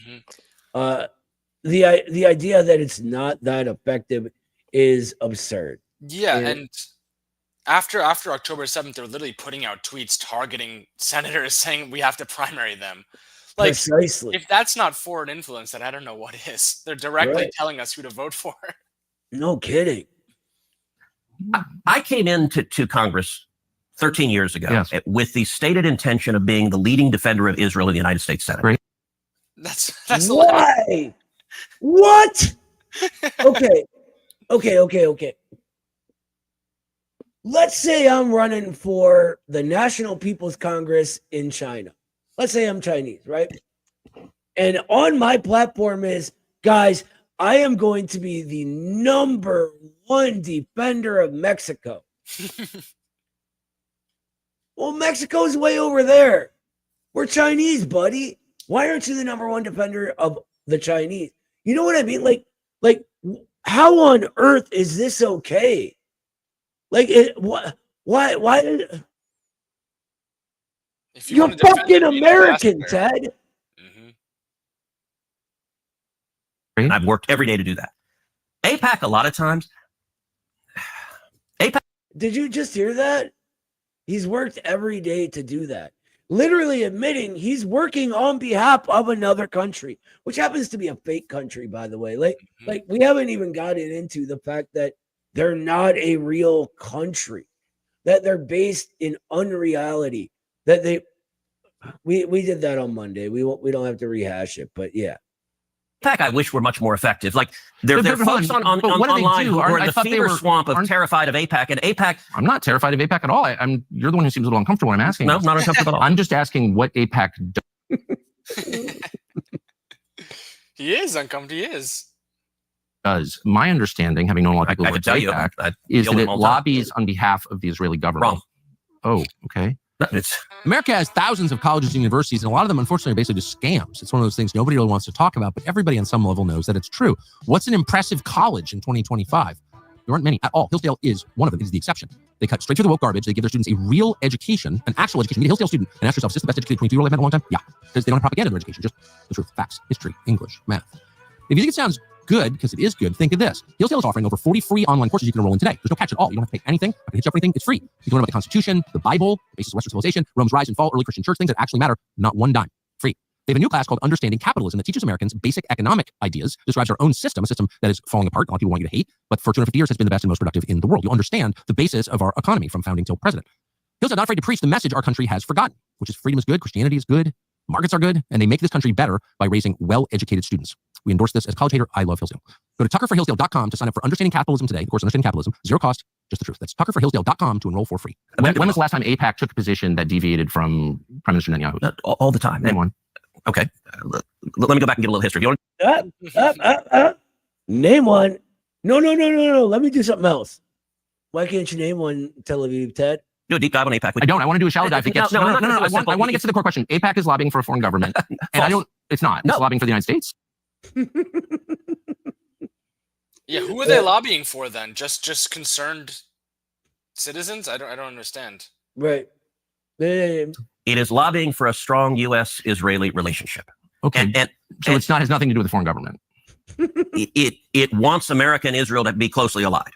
Okay, but it's lobbying on behalf of the interests of another country. So that's not true at all. And if you not true. How? No. How much contact do you think AIPAC leaders have with the government of Israel? No idea. I imagine some. I think the government of Israel is often frustrated with AIPAC because AIPAC's not nearly strong enough. Do you think there's any coordination between the government of Israel and AIPAC? Do they talk? Sure. If you're lobbying for more U.S.-Mexico trade, would you talk to people in the U.S. and Mexico and the government? Sure. Like if so. Dude, he walked right into that. Right into that. It's like okay. Picture it like this. Tucker's a bullfighter, right? And he's got his little cape, his little red cape, and he's like Toro. and Tel Aviv Ted, he picks up his chub and he hefts it over his feet, and Tucker just kind of like stands there, slowly going forward, like the sword like right behind the cape, and Tel Aviv Ted just like right into it, sword through the face, dead bullfighter wins. Lobbed it over the plate. I'm not mad about that. There are a million countries that lobby Washington. I like a lot of those countries, including Israel. But AIPAC are Americans, But not hold Israelis. on. There are tons of Americans who lobby on behalf of foreign governments. I know them. I'm related to some of them. I know how it works. I'm from here. So my question is not, is it outrageous that foreign governments lobby the United States? They all do, okay, including Israel. My only question is, why don't we admit that is what's happening? You're denying it, but it's true. Yeah, and what you're saying is false. Why aren't they registered as a foreign lobby? Because they're not. They're not a foreign lobby. No, they're not. And this is that there's a fever swamp. Look, it's not a fever swamp. These are very reasonable questions. And you've accused me of being obsessed with Israel, which I'm not. I actually haven't. I've said and being feverish about it, which I'm not at all. I find it's a very tender spot when you ask it, and I don't know why. So, Tucker, all right, let's go back. I was first elected to the Senate in 2012. I came in, Notice that he still didn't answer Obama's second term. Also, can you pause? And I actually saw AIPAC be. What was that? I just asked you to pause for a second. Earlier, he went on about Iraq and how he didn't agree with it, but he came into Congress in 2012. It's very, very easy for him to that point to be a hindsight anti-imperialist. He had no skin in the game. Yeah, seriously. Good point. Be badly wounded in a way they never came back from. And the second term is when Obama did the Iran nuclear deal. And the Iran nuclear deal, I think, was catastrophic. And AIPAC went all in lobbying against it. Yeah. Okay. So catastrophic. Look, I wish we're only 37 minutes into this, so we don't have time to get into the Iran nuclear deal and how tearing it up basically was the first step in getting us here. But yeah, the Iran, we don't have time. And they failed. And I was the leading opponent of the Iran nuclear deal. Oh, I know. They definitely failed, yes. They failed. And what happened, the Obama White House told every Democrat, when I got here, there used to be real bipartisan support for Israel. That has largely disappeared. And it's the Obama. That's a super lie. Nuclear deal that caused it, because the Obama White House told every Democrat, pick. You either stand with Israel or you're a Democrat and you stand with the Obama White House. And almost every single Democrat member of Congress said, I'm a Democrat first, to hell with Israel. And then I watched as AIPAC, every one of those Democrats got reelected and AIPAC did nothing about it. And it dramatically reduced AIPAC's influence. I agree. I watched it happen. And by the way, I told AIPAC, I said, look, the analogy, if the NRA was supporting a bunch of politicians and cared about the Second Amendment, and you had politicians that vote to confiscate people's guns, and the NRA turned around and raised money for the people who voted to confiscate guns, you know what? No one would ever care what they said again. So you're making the case that AIPAC is not as powerful as people say it is, and I completely agree with you. I've watched that, and I'm not making the case that AIPAC is all powerful and they're running everything and putting fluoride in the water. I'm not making the case at all, because it's not true. I'm only trying to get to the question of what AIPAC is, and I don't think you're being straightforward about it. AIPAC is lobbying on behalf of the interests of a foreign country, and they're not registered. And you're saying, no, that's not true. You're saying that they don't coordinate with the Israeli government. Of course, I coordinate. They talk with them. I don't know what they do. But why don't you care? Isn't it meaningful? We have actually a very clearly worded law on the books about this, the Foreign Agent Registration Act, that if you're lobbying in the interests of a foreign government, if there's any coordination, that's illegal. Mm-hmm. It's like I pay you to do this kind of thing. Like, that's what AIPAC does. Mm-hmm. It's just what they do. I don't know. Also, if we read in between the lines here, his criticism was that all these Democrats didn't get toppled for not supporting Israel primarily over anything else. Like, so his solution, after saying that, well, wrongly saying that AIPAC isn't an Israel lobby, is for them to become the full Israel lobby and literally throw all the Democrats out of their offices for Israel. Like, what? Yeah. Wow. Everything's an admission, you know? Yeah, literally. If a foreign government... Hey, I talk with Israel all the time. Of course you do. Of course you do. Countries all the time. But the law is, and a lot of people have been prosecuted under this law, that if you are lobbying on behalf of a foreign government, you must register. That's it. It's really simple. And I don't know why if I'm working from Malaysia or Qatar or Belgium, and I'm working on behalf of its government's interests through a group of Americans who are representing the friendship between those two nations, I have to register under the Foreign Agent Registration Act. And if I don't, I can go to jail. People have gone to jail, including people I know. So I don't understand why we don't just be honest and say they're lobbying on behalf of a foreign government. They're coordinating with the government. You know that that's true. That is not only not true, that is false. They're not coordinating with the Israeli government. Do you know how AIPAC raises money? What? For elected officials, like what they do, like what the actual mechanics is? I mean, they go to people who are sympathetic to Israel and raise money and then send it to candidates who agree with them. So what they'll do is, in my last election, AIPAC endorsed me. And they'll host a fundraiser. And they'll host a fundraiser in Dallas or Houston or Atlanta or New York or LA. And they'll do a fundraiser and they'll get someone who will host it. And it's usually a business owner, lawyer, doctor, someone who hosts it. And you get typically at an AIPAC fundraiser, 30, 40, 50, maybe 100 people who live in that city, right? Who care about a strong U.S.-Israel relationship. Yeah. And if they have... we got to make that a new thing. We got to start telling people that is not only not true, it's false. What a stupid man. 50 people, each of them writes $1,000 check, and you raise $50,000. Yeah, I've been to an AIPAC fundraiser. I know what it looks like. But that is not, and by the way, there's no representative of the Israeli government there. You have, when you're in Dallas, you're meeting with false and silly conversation. I know all this. The question is the money. Why does goals the person shaped need to be there by the goals of the Israeli government to any extent? Say it again, Sebastian. At these fundraisers, why the hell does an Israeli official need to be there? They're just collecting the money. The stuff, the discussions go on after that. They don't need them to be held at the fundraiser. In fact, it'd be bad for that to happen optically. Absolutely. Okay, that's a really different simple from question. lobbying on behalf of. It's a simple question. Are AIPAC's goals shaped by the goals of the Israeli government? And I'm just going to ask you that question straightforwardly. And if you say no, I think we both know that's not true. Okay, are they shaped by? Are they coordinating with the Israeli government? Are they talking to with them? represent Yes. the Israeli government? Directing them? You want to talk about FARA, the law on lobbying on behalf of someone? Yeah. It is, I hire you and you lobby on behalf of me. I direct you. Does Israel direct AIPAC? No, they're not lobbying on behalf of them. Do they care about them? Yes, but... Or do you think that it's just interesting because what you're now describing in a very defensive way, I will say, is foreign influence over our politics? No. And you began, and it's so transparently obvious to everybody. I don't know why you would be embarrassed of it. You've said that you are sincerely for Israel. I believe you. I don't think you have some weird agenda. You seem to be sincere. By the way, Tucker, it's a very weird thing. The obsession with Israel. When we're talking about foreign countries, it's hardly an obsession. You're not talking about Chinese. You're not talking about Japanese. You're not talking about the Brits. You're not talking about the French. Is there a China lobby? Kind of. There's lobbies that want like trade restrictions lifted and more like Chinese investment in the US and stuff like that. But it's like American firms that will profit from that trade. It's not like give China money the way AIPAC kind of works. You know what I mean? So like it's not really the same thing, but the crucial difference is they're registered under FARA. Yeah. You know, they're agents of a foreign government. So like, I don't know, but here we go. Like the conversation is about Israel.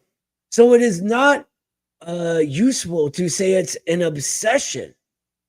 Like every time, you can't just deflect attention away from it by calling it an obsession.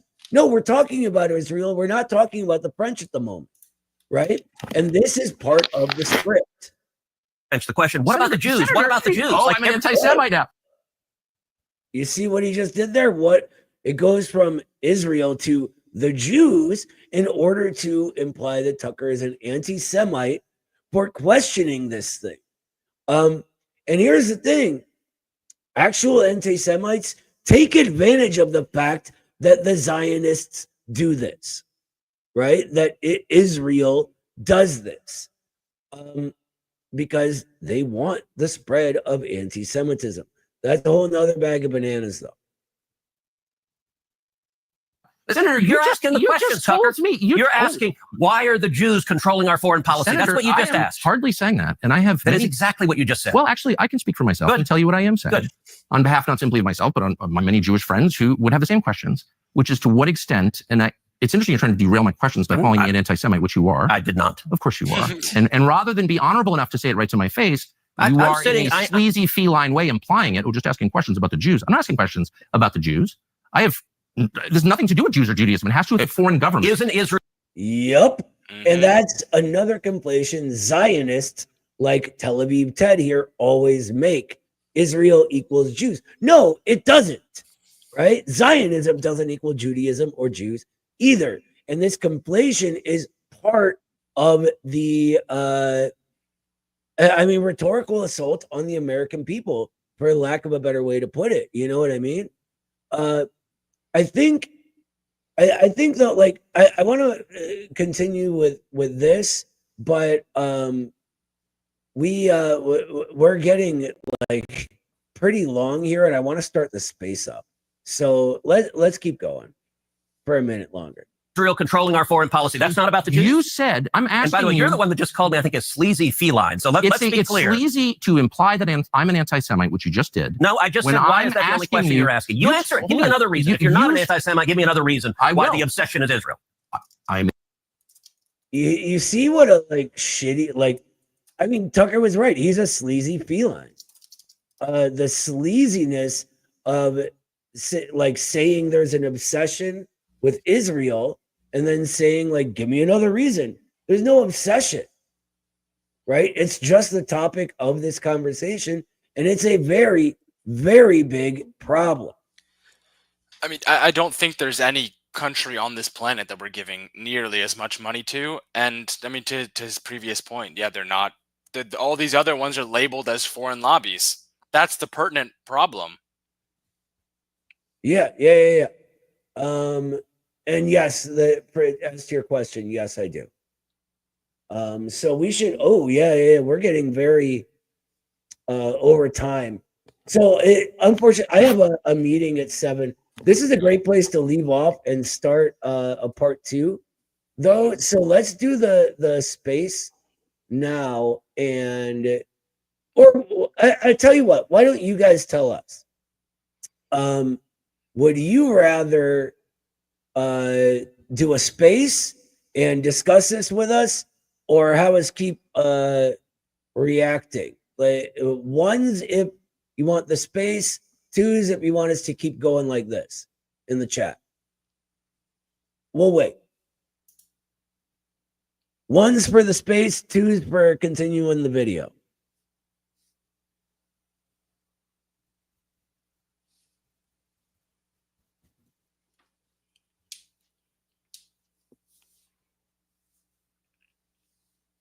All right, we'll just continue the video. The 2s are taking it away. Yeah, there's only like 30 minutes anyway. We can have a longer space next time if need be. Yeah, that'll work. All right, let's keep it going. I'm in no sense obsessed with Israel. We are on the brink of war with Iran. And so these are valid questions. But you're not asking about Iran. If I can finish, you asked me why I'm obsessed with Israel. Yep. 3 minutes after telling me that when you first ran for Congress, you elucidated one of your main goals, which is to defend Israel. Yes. And I'm the one who's obsessed with Israel. I don't see a law. Good point, Tucker. Yeah, I wouldn't. Job is defending the interests of a foreign government, period. Any government, including the ones that my ancestors come from. So that's my position. That does not make me an anti-Semite. And shame on you for suggesting otherwise. And I mean that. And that's low, and you know it's low. So why do you say? What a gross thing to do. He says, shame on you, and he fucking laughs. That tubby fucking lying sleazeball. Ugh. Answer my questions I'll in a straightforward, rational way. You certainly have the IQ to do it. So, shame on you is cute, by the way, Tucker. It is. It's not cute. I'm offended. I'm obsessed with the Jews. You just told me. You just called me a sleazy feline. It is sleazy to imply that I'm an anti-Semite for asking questions about how my government is run. You want to count how many questions you asked about? What about the Jews? What about Israel? What about I never asked about the Jews. You didn't say anything about. This has nothing to do with the Jews, whatever that means. This has to do with a foreign government. And once again, shame on you for conflating the two. They have nothing to do with each other. I'm talking about the influence. Israel and Jews have nothing to do with each other. So all Jews are attacking all Jews, which I am not, nor would I ever be undertaking now. I'm not attacking anybody. By the way, that's who Iran wants to kill, is all the Jews and all the Americans. And I'm totally also not true. I don't like what. Opposed to that. Okay. But now, because except you don't want to do anything decisions need to be made. We can talk about those decisions. And I plan to. Good. But I just want to get a sense of whether you think, having described yourself as an America First person whose only criterion for judgment on foreign policy is America's national interest, to what extent you're influenced by a foreign government, which gives you a lot of money through its lobby, and you're claiming this has nothing to do with the foreign government. They're not coordinating. Yes, they're spying on us, but it doesn't bother you. And I'm sort of wondering, like, what is this? This is one of the weirdest conversations I've ever had. I'll tell you what, and I'll answer any question you like, but let's try to... Are you going to call me an anti-Semite again or no? Let's try to ratchet down the temperature a little. You're the one who went to motive. I'm asking honest questions. Yeah, I'm just asking questions. Yes, that's it. That is what I'm doing. Let's try to ratchet down the temperature. Picture the house of your dreams. Maybe it's got an outdoor pool, a huge front porch, an inviting fireplace for a cold winter's night. No matter what you prefer, there's little doubt that an American flag waving out front enhances the whole thing. What better way to welcome your guests than with a flag outside your home? But wait, there's a problem. The American flags you're likely to buy at some big stores were made in China. An American flag made in China. Come on. Pure Talk, America's wireless company, believes every American deserves an American flag that was made in America. And that's why they're determined to give an allegiance flag, the highest quality American flag, to 1,000 veterans in time for summer. Pure Talk is using a portion of this month's sales to honor Flag Day and provide these American flags to American veterans. With plans from just $25 a month for limited talk, text, plenty of data, you can enjoy America's most dependable 5G network while cutting your cell phone bill in half for real. Go to puretalk.com/Tucker to support veterans and to switch to America's company. Wireless from Pure Talk. And did you ever see an Eddie Murphy movie called The Distinguished Gentleman? No. It's a great movie. It's actually a fun comedy about politics. And Eddie Murphy in the movie is a con man who gets elected to Congress. And he's literally a con man who... So like you? The congressman dies, he has the same name, and so he runs and they get elected. I said, so a con man like him? Right. It's actually kind of a funny movie, by the way. And there's a scene in the movie where Eddie Murphy is a freshman member of Congress, and he's sitting down with a sleazy lobbyist. And he's asking the lobbyist, all right, what should my positions be on, I think they were talking about power plants and electrical transmission lines. And the lobbyist's like, well, what do you believe? And Eddie Murphy's comment said, I don't care. Whatever gets me the most money. I'll do whatever gets me the most money. And the lobbyist says, no. Pick a side. Doesn't matter what you pick. If you pick one side, we'll go shake down everyone who supports that side and they'll give you money. If you pick the other side, that's fine. We'll just go to the other side and shake down that. That's a little bit the way it works. So he's saying it works a little like you see in the movies. Knowing what I do about the intelligence community's role in shaping our perception of our government, our intelligence agencies, etc., in Hollywood, I am very skeptical that this is true. But I happen to pause it at the perfect point where he's describing it like this, and Tucker Carlson's like,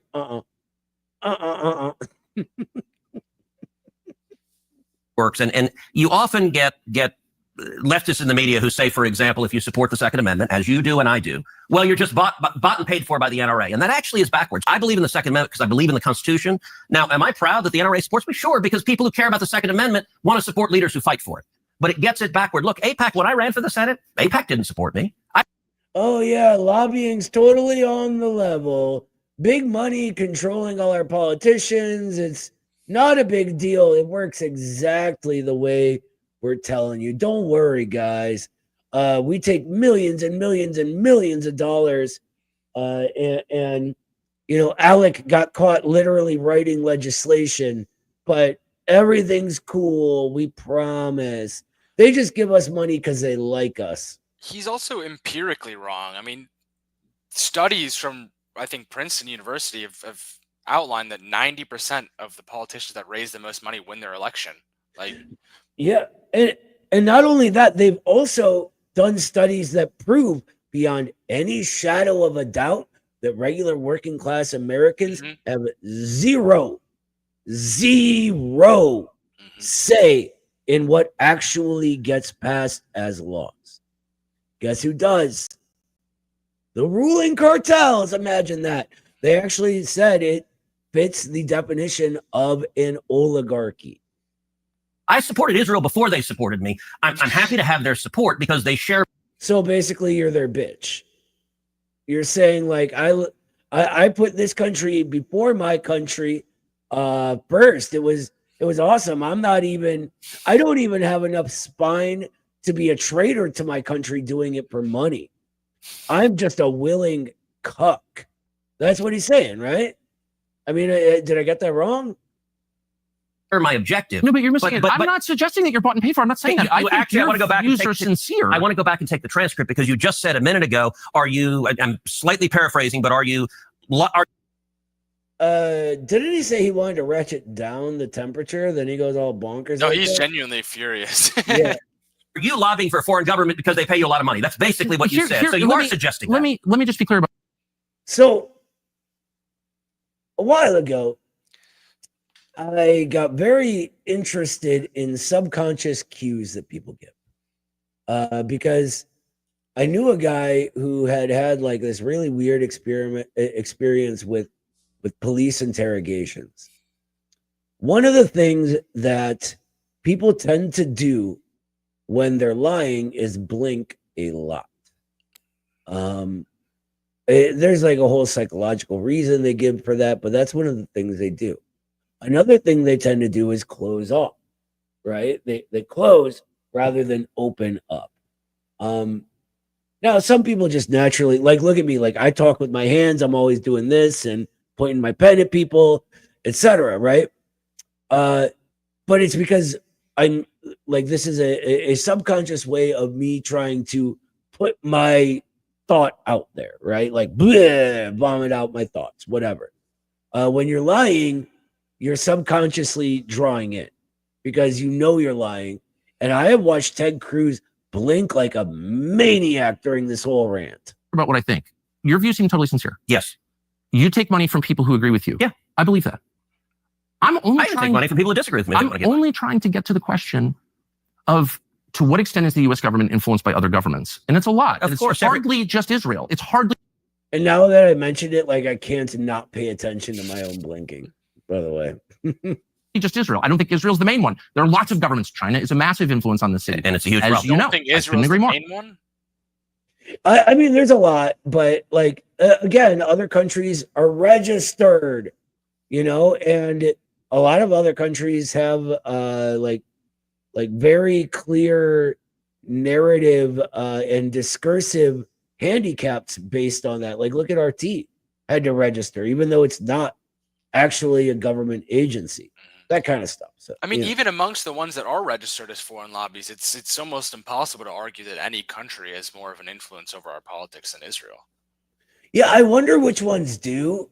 But the point is, like, Israel is topical right now because it started a war with Iran. Like, it just attacked Iran without provocation. It's also engaged in a genocide. So, like, it wouldn't even matter if others had more influence. The fact that they're influencing at all while doing these things and trying to drag us into a war is a problem. And there are lots of other. The UK, which is a truly sinister place, in my opinion, as a ethnic Brit, I can say. I think that's my view. Maybe you disagree. I think they're on the wrong path. I love the Brits, but their government without has even gone getting off the into that. rails. I'm just saying I don't think Israel's the only one. But it's the only one where you're instantly called an anti-Semite for asking questions. And it's also the only government that no one will ever criticize. And People criticize Israel every minute of every day. Like, the only government that people will not criticize, Rashida Tlaib just tweeted out calling Benjamin Netanyahu a war criminal. Rashida Tlaib? No. You said no one will criticize. No, I'm talking about Republicans that I would vote for, including you. And I'm saying, whatever. I don't even like talking about Israel. What I care about, I never do, because it's not worth being called anti-Semites from AIPAC recipients. But now we're on the... Not wrong. So many people don't because of this. Verge of joining a war. And I just want to be clear about why we're doing this. All right. So, and let's get into Iran momentarily, but you suggested it was a strange thing that I said a minute ago, that when I came into the Senate, I resolved that I was going to be the leading defender of Israel. And what you didn't ask is why. So let me tell you why. No, that is a strange thing. They're not our country. No, you said I was obsessed with Israel, and you had just told me that, like, your driving motive to get to the Senate was to defend Israel. I'm like, I don't think I'm the one who's obsessed with Israel. Okay, so Tucker, words matter. And you know that. I said I resolved to be the leading defender of Israel, and you said your driving motive, the reason you're in the Senate. You want to be the leading defender of Israel. I would think if I ran for Senate, I'd be like, there are people dying of drug ODs on the street. My driving motive is to fight for Texas and America, and to fight for jobs, and to fight for the Constitution. And yet he has abandoned all of those in favor of Israel. Wait a minute. Abandoned jobs. Like, give me a fucking break. Wasn't this the guy who flew to another country on vacation when his state had a power outage? Yup. His is the only state with a fucking private power grid as well, no? Yeah. Everyone ripped on him for that. Like, he has completely left his own people behind. Americans are suffering right now, and he is appropriating our money and sending it to another country, sending it to the military industrial complex, sending it to financial institutions that are just taking it from us, that are giving us nothing in return. Nothing. They are fucking vampires.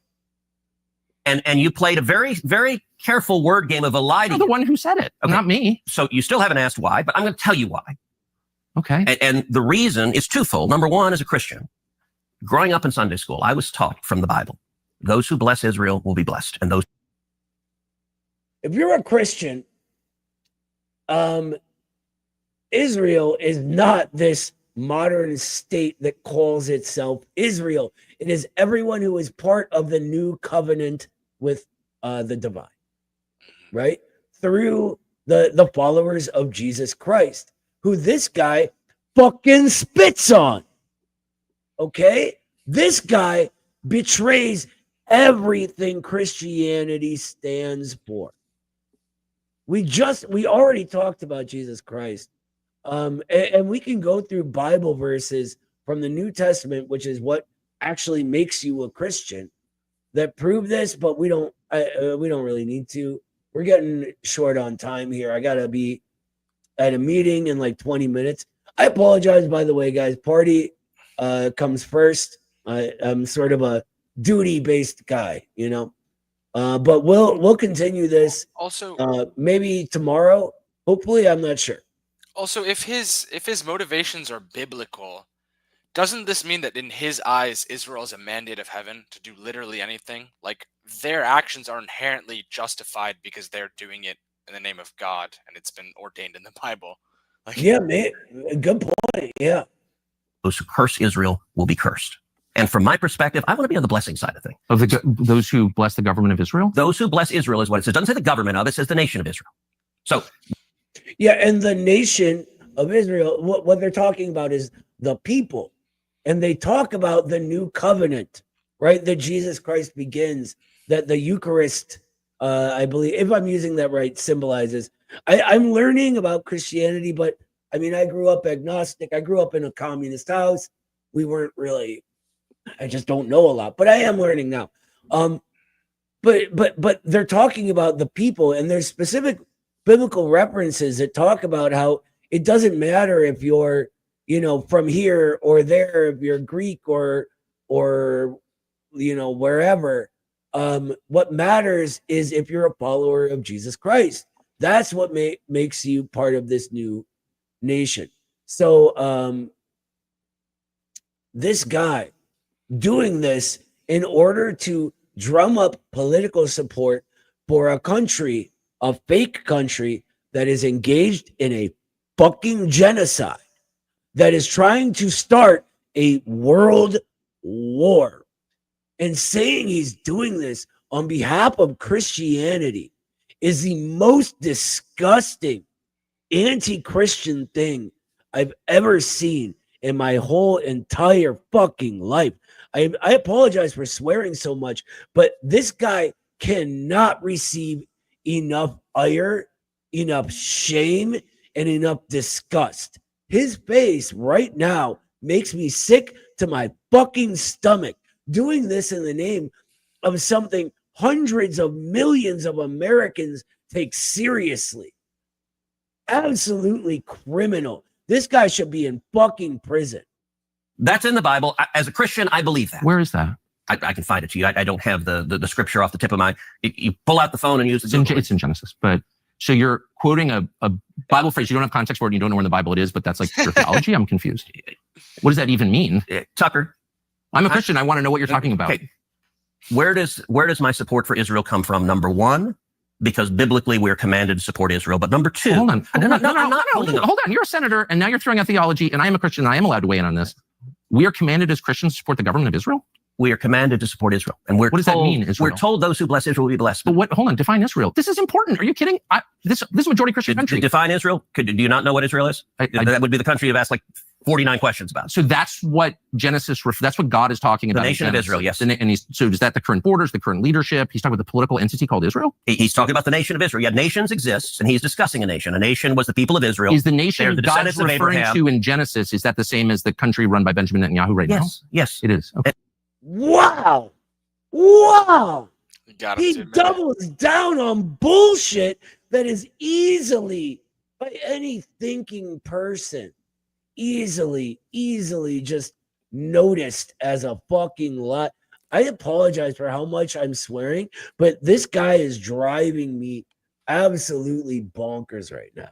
The gall, the way he must think we're all so stupid, and he's so brilliant. This fat tub of lard. And by the way, it's not run by Benjamin Netanyahu, who's a dictator. It's a democratic country that elected. He's the prime minister, right? What? But just like America is the country run by Donald Trump. No, actually, the American people elected Donald Trump. The same principle. This is silly. I'm talking about the political entity of my. That was a nice attempt at a dodge, and Tucker keeps him right on the rails. Keep hammering, Tucker. Modern Israel. Yes, and that is you believe Israel. That's what God was talking about in Genesis. I do, but that. So God in Genesis, thousands of years before this modern nation state, bourgeois nation state is created, is actually talking about that. But that a little hard to believe. Countries existed since when? For thousands of years. Now, there was a time when it didn't exist, and then it was recreated just over 70 years. But I'm saying, I think most people understand that line in Genesis to refer to the Jewish people, God's chosen people. That's not what it says. Okay, Israel, but you don't even know where in the Bible it is. So I don't remember the scriptural citation. But okay, I keep Genesis 16 or something like that. But yes, it's in the earlier part of the book. But the point is, all right, Tucker, you keep interrupting me before I finish my sentence. It's important to know what you're talking about. I don't know what so you're saying as a Christian, if I believe in Jesus, I have to support the modern state of Israel. No, I'm not saying that. I'm explaining for me what my motivation is. But okay, so I'm just trying to understand. You said God tells you to support the modern state of Israel in the Bible, in some place in the Bible that you heard about, but you don't know where it is. That's your theology? You're going back, am I a sleazy feline again? I mean, if you accuse me of anti-Semitism again, I will say that, but I don't think you will. Try to be a little less condescending. I'm trying to have a conversation. Condescending. You're throwing this stuff out, and it's my job to figure out what you're talking about, but I don't understand. But you're not letting me. Okay. I'm sorry. I want to be polite. That is, for me, a personal motivation. But I also, what I was about to say, I don't believe my personal faith, not everyone who I represent is a Christian. It's not an argument for me to give that we should do this because of my faith. And so as an elected official, I don't give that as the reason we should support Israel. That is a personal motivation for me, but I don't think it is the reason we should. The reason that I am the leading defender of Israel is because Israel is our strongest ally in the Middle East, an incredibly troubled part of the world. The top spy threat to the U.S., according to our own intelligence and reporting as of 2019. And supporting Israel benefits America. And the clearest illustration of that is what is happening right now. Let me just make this point. And then I'll just ask what you mean. That's it. Okay. Yeah. Look, Iran, I think the most acute national security threat facing America right now is the threat of a nuclear Iran. I think China is the biggest long-term threat, but acute and near-term is a nuclear Iran. Okay. Saddam has weapons of mass destruction. It's an acute threat, everybody. We have to invade them right now. Get rid of these weapons of mass destruction. We go in there. It'll be quick. Boots on the ground, boots out. We'll declare victory. We'll come in on a little aircraft carrier. We'll be like, yeah, victory. Mission accomplished sign. It'll be great. We'll do that. And everything will be fine in Iran. Have you seen that meme where it's like it's a compilation of all the news headlines over the last 40 years saying how close Iran was to getting nuclear weapons? No, but I'm sure. Yeah, it's like they're weeks away. They're days away. But it's like the only reason Iran doesn't have nukes right now is because of a political decision. And if they get nukes in the future or don't, it'll be down to a political decision. It has nothing to do with the U.S. realistically. No, and it shouldn't, right? Okay. And I think Israel is doing a massive favor to America right now by trying to take out Iran's nuclear capacity. And the reason I view Iran differently, we talked before about Iraq. I opposed the Iraq war. We talked about Syria. I opposed military intervention in Syria. The reason for that is those did not pose a threat to the United States. I think Iran is markedly different. Number one, the Ayatollah is a religious zealot. He is a lunatic. Didn't this guy just say that he supports other governments because of his religion, and he's calling someone else a religious zealot? That he made his personal choice based on that religion? Come on, man. What a God. I want this guy, like, but a particularly dangerous kind of lunatic, because he's driven by religious fervor. When he says death to America. Okay. This is all just made up BS. If Khomeini is driven by religious fervor, so is he. Mm-hmm. Right? This portrayal of Muslims as all like extremists and blah, blah, blah is just not true. They're just practitioners of a religion. Our country was supposedly founded on all of us having the freedom to choose our own religion, to not have anyone push a religion on us. And this guy appears to be saying that the one that Khomeini has is bad, and it makes him have bad decision making, right? Yet his own religion doesn't do that, even though he just admitted that it's making him support a government that is engaged in a genocide right now.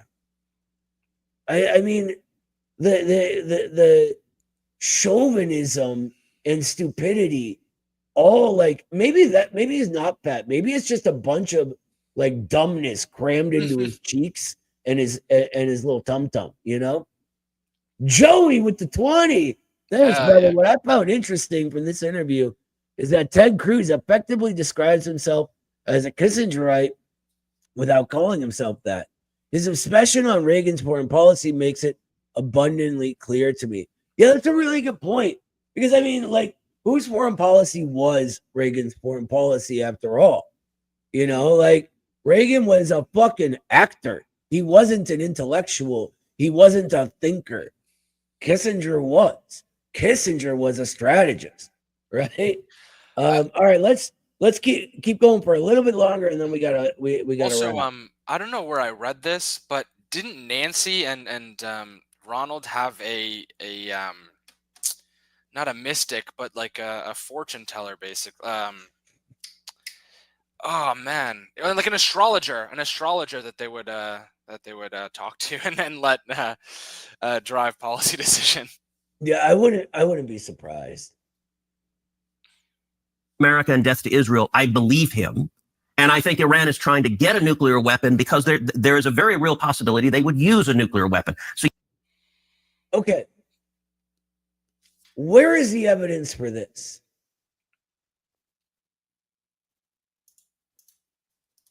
I don't see any. I don't, right? This only makes sense if you don't scrutinize Ted Cruz's premises that he builds this conclusion upon, right? And the fact is, the reason Iran chants death to America, and they made this perfectly clear time and time again, is our ruling class, not regular Americans. And the reason they do it is because our ruling class won't stop fucking with them. That's not hard to fucking conceive of, Ted. Jesus Christ. Stop messing with people and they won't hate you. Not difficult, right? Stop overthrowing their elected officials. Stop choking their economy. Stop preventing them from having nuclear energy so they can be energy self-sufficient, because the people you serve control the oil production. And oh my God, it's so blatantly, stupidly obvious. And that this guy ignores us, ignores it, just treats us all like we're stupid, you know? And how about this, Ted? How about you don't mention Iran for one term in office? And if they attack us, you can go back to everything you're saying. But if they don't, you got to shut your mouth. Yeah, I mean, for real.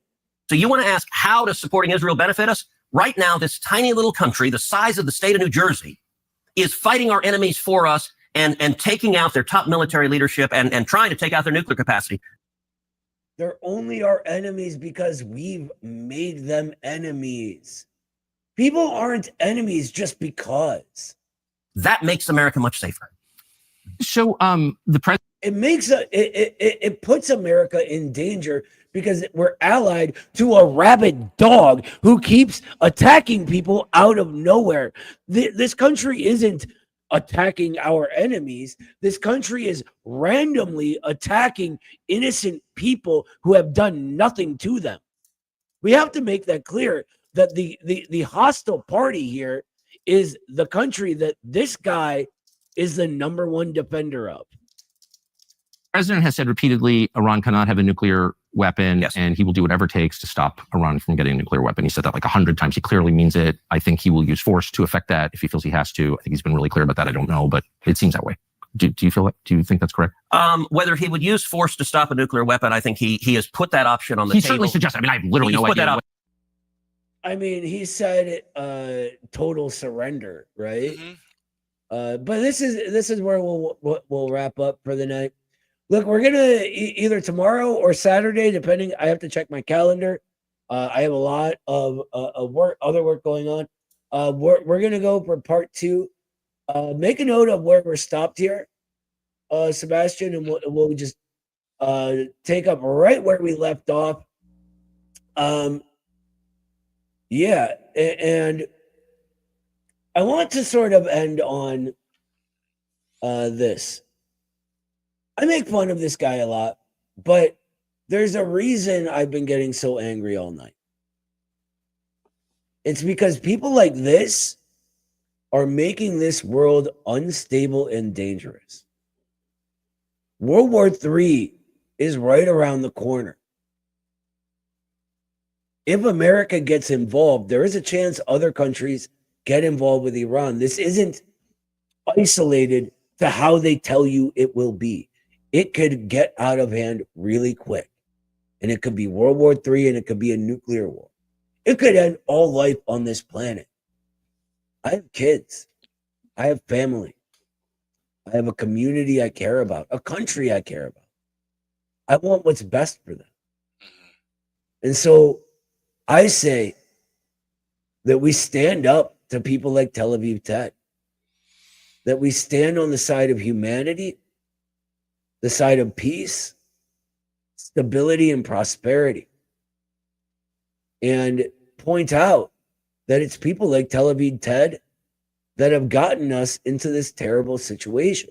How long has he been one of the people running our country? And instead of taking responsibility for the problem and saying, I apologize, I'll try to fix it, he blames everything on the other party. That excuse don't cut it anymore. The working class is tired of it.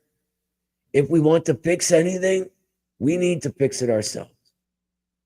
So I'm sure we'll see you again in a day or two, but over those next couple of days, genuinely think about if we are able to create the sort of disciplined organization that's necessary to save what amounts to the world at this point. Have a great night, everybody. We'll see you next time.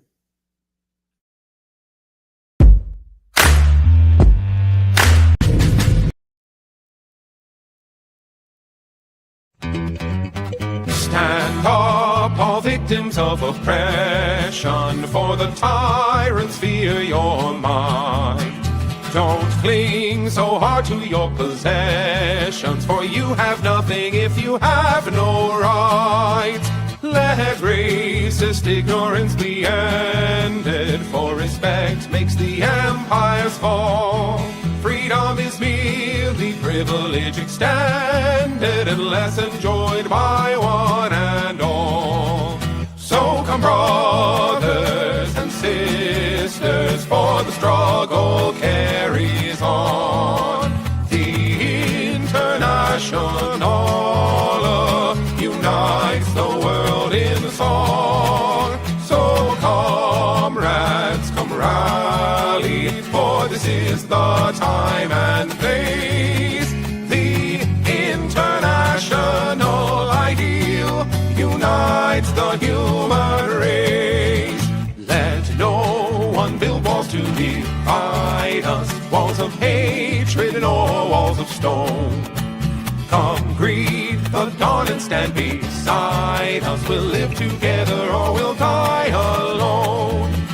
In our world poisoned by exploitation, those who have taken, now they must give.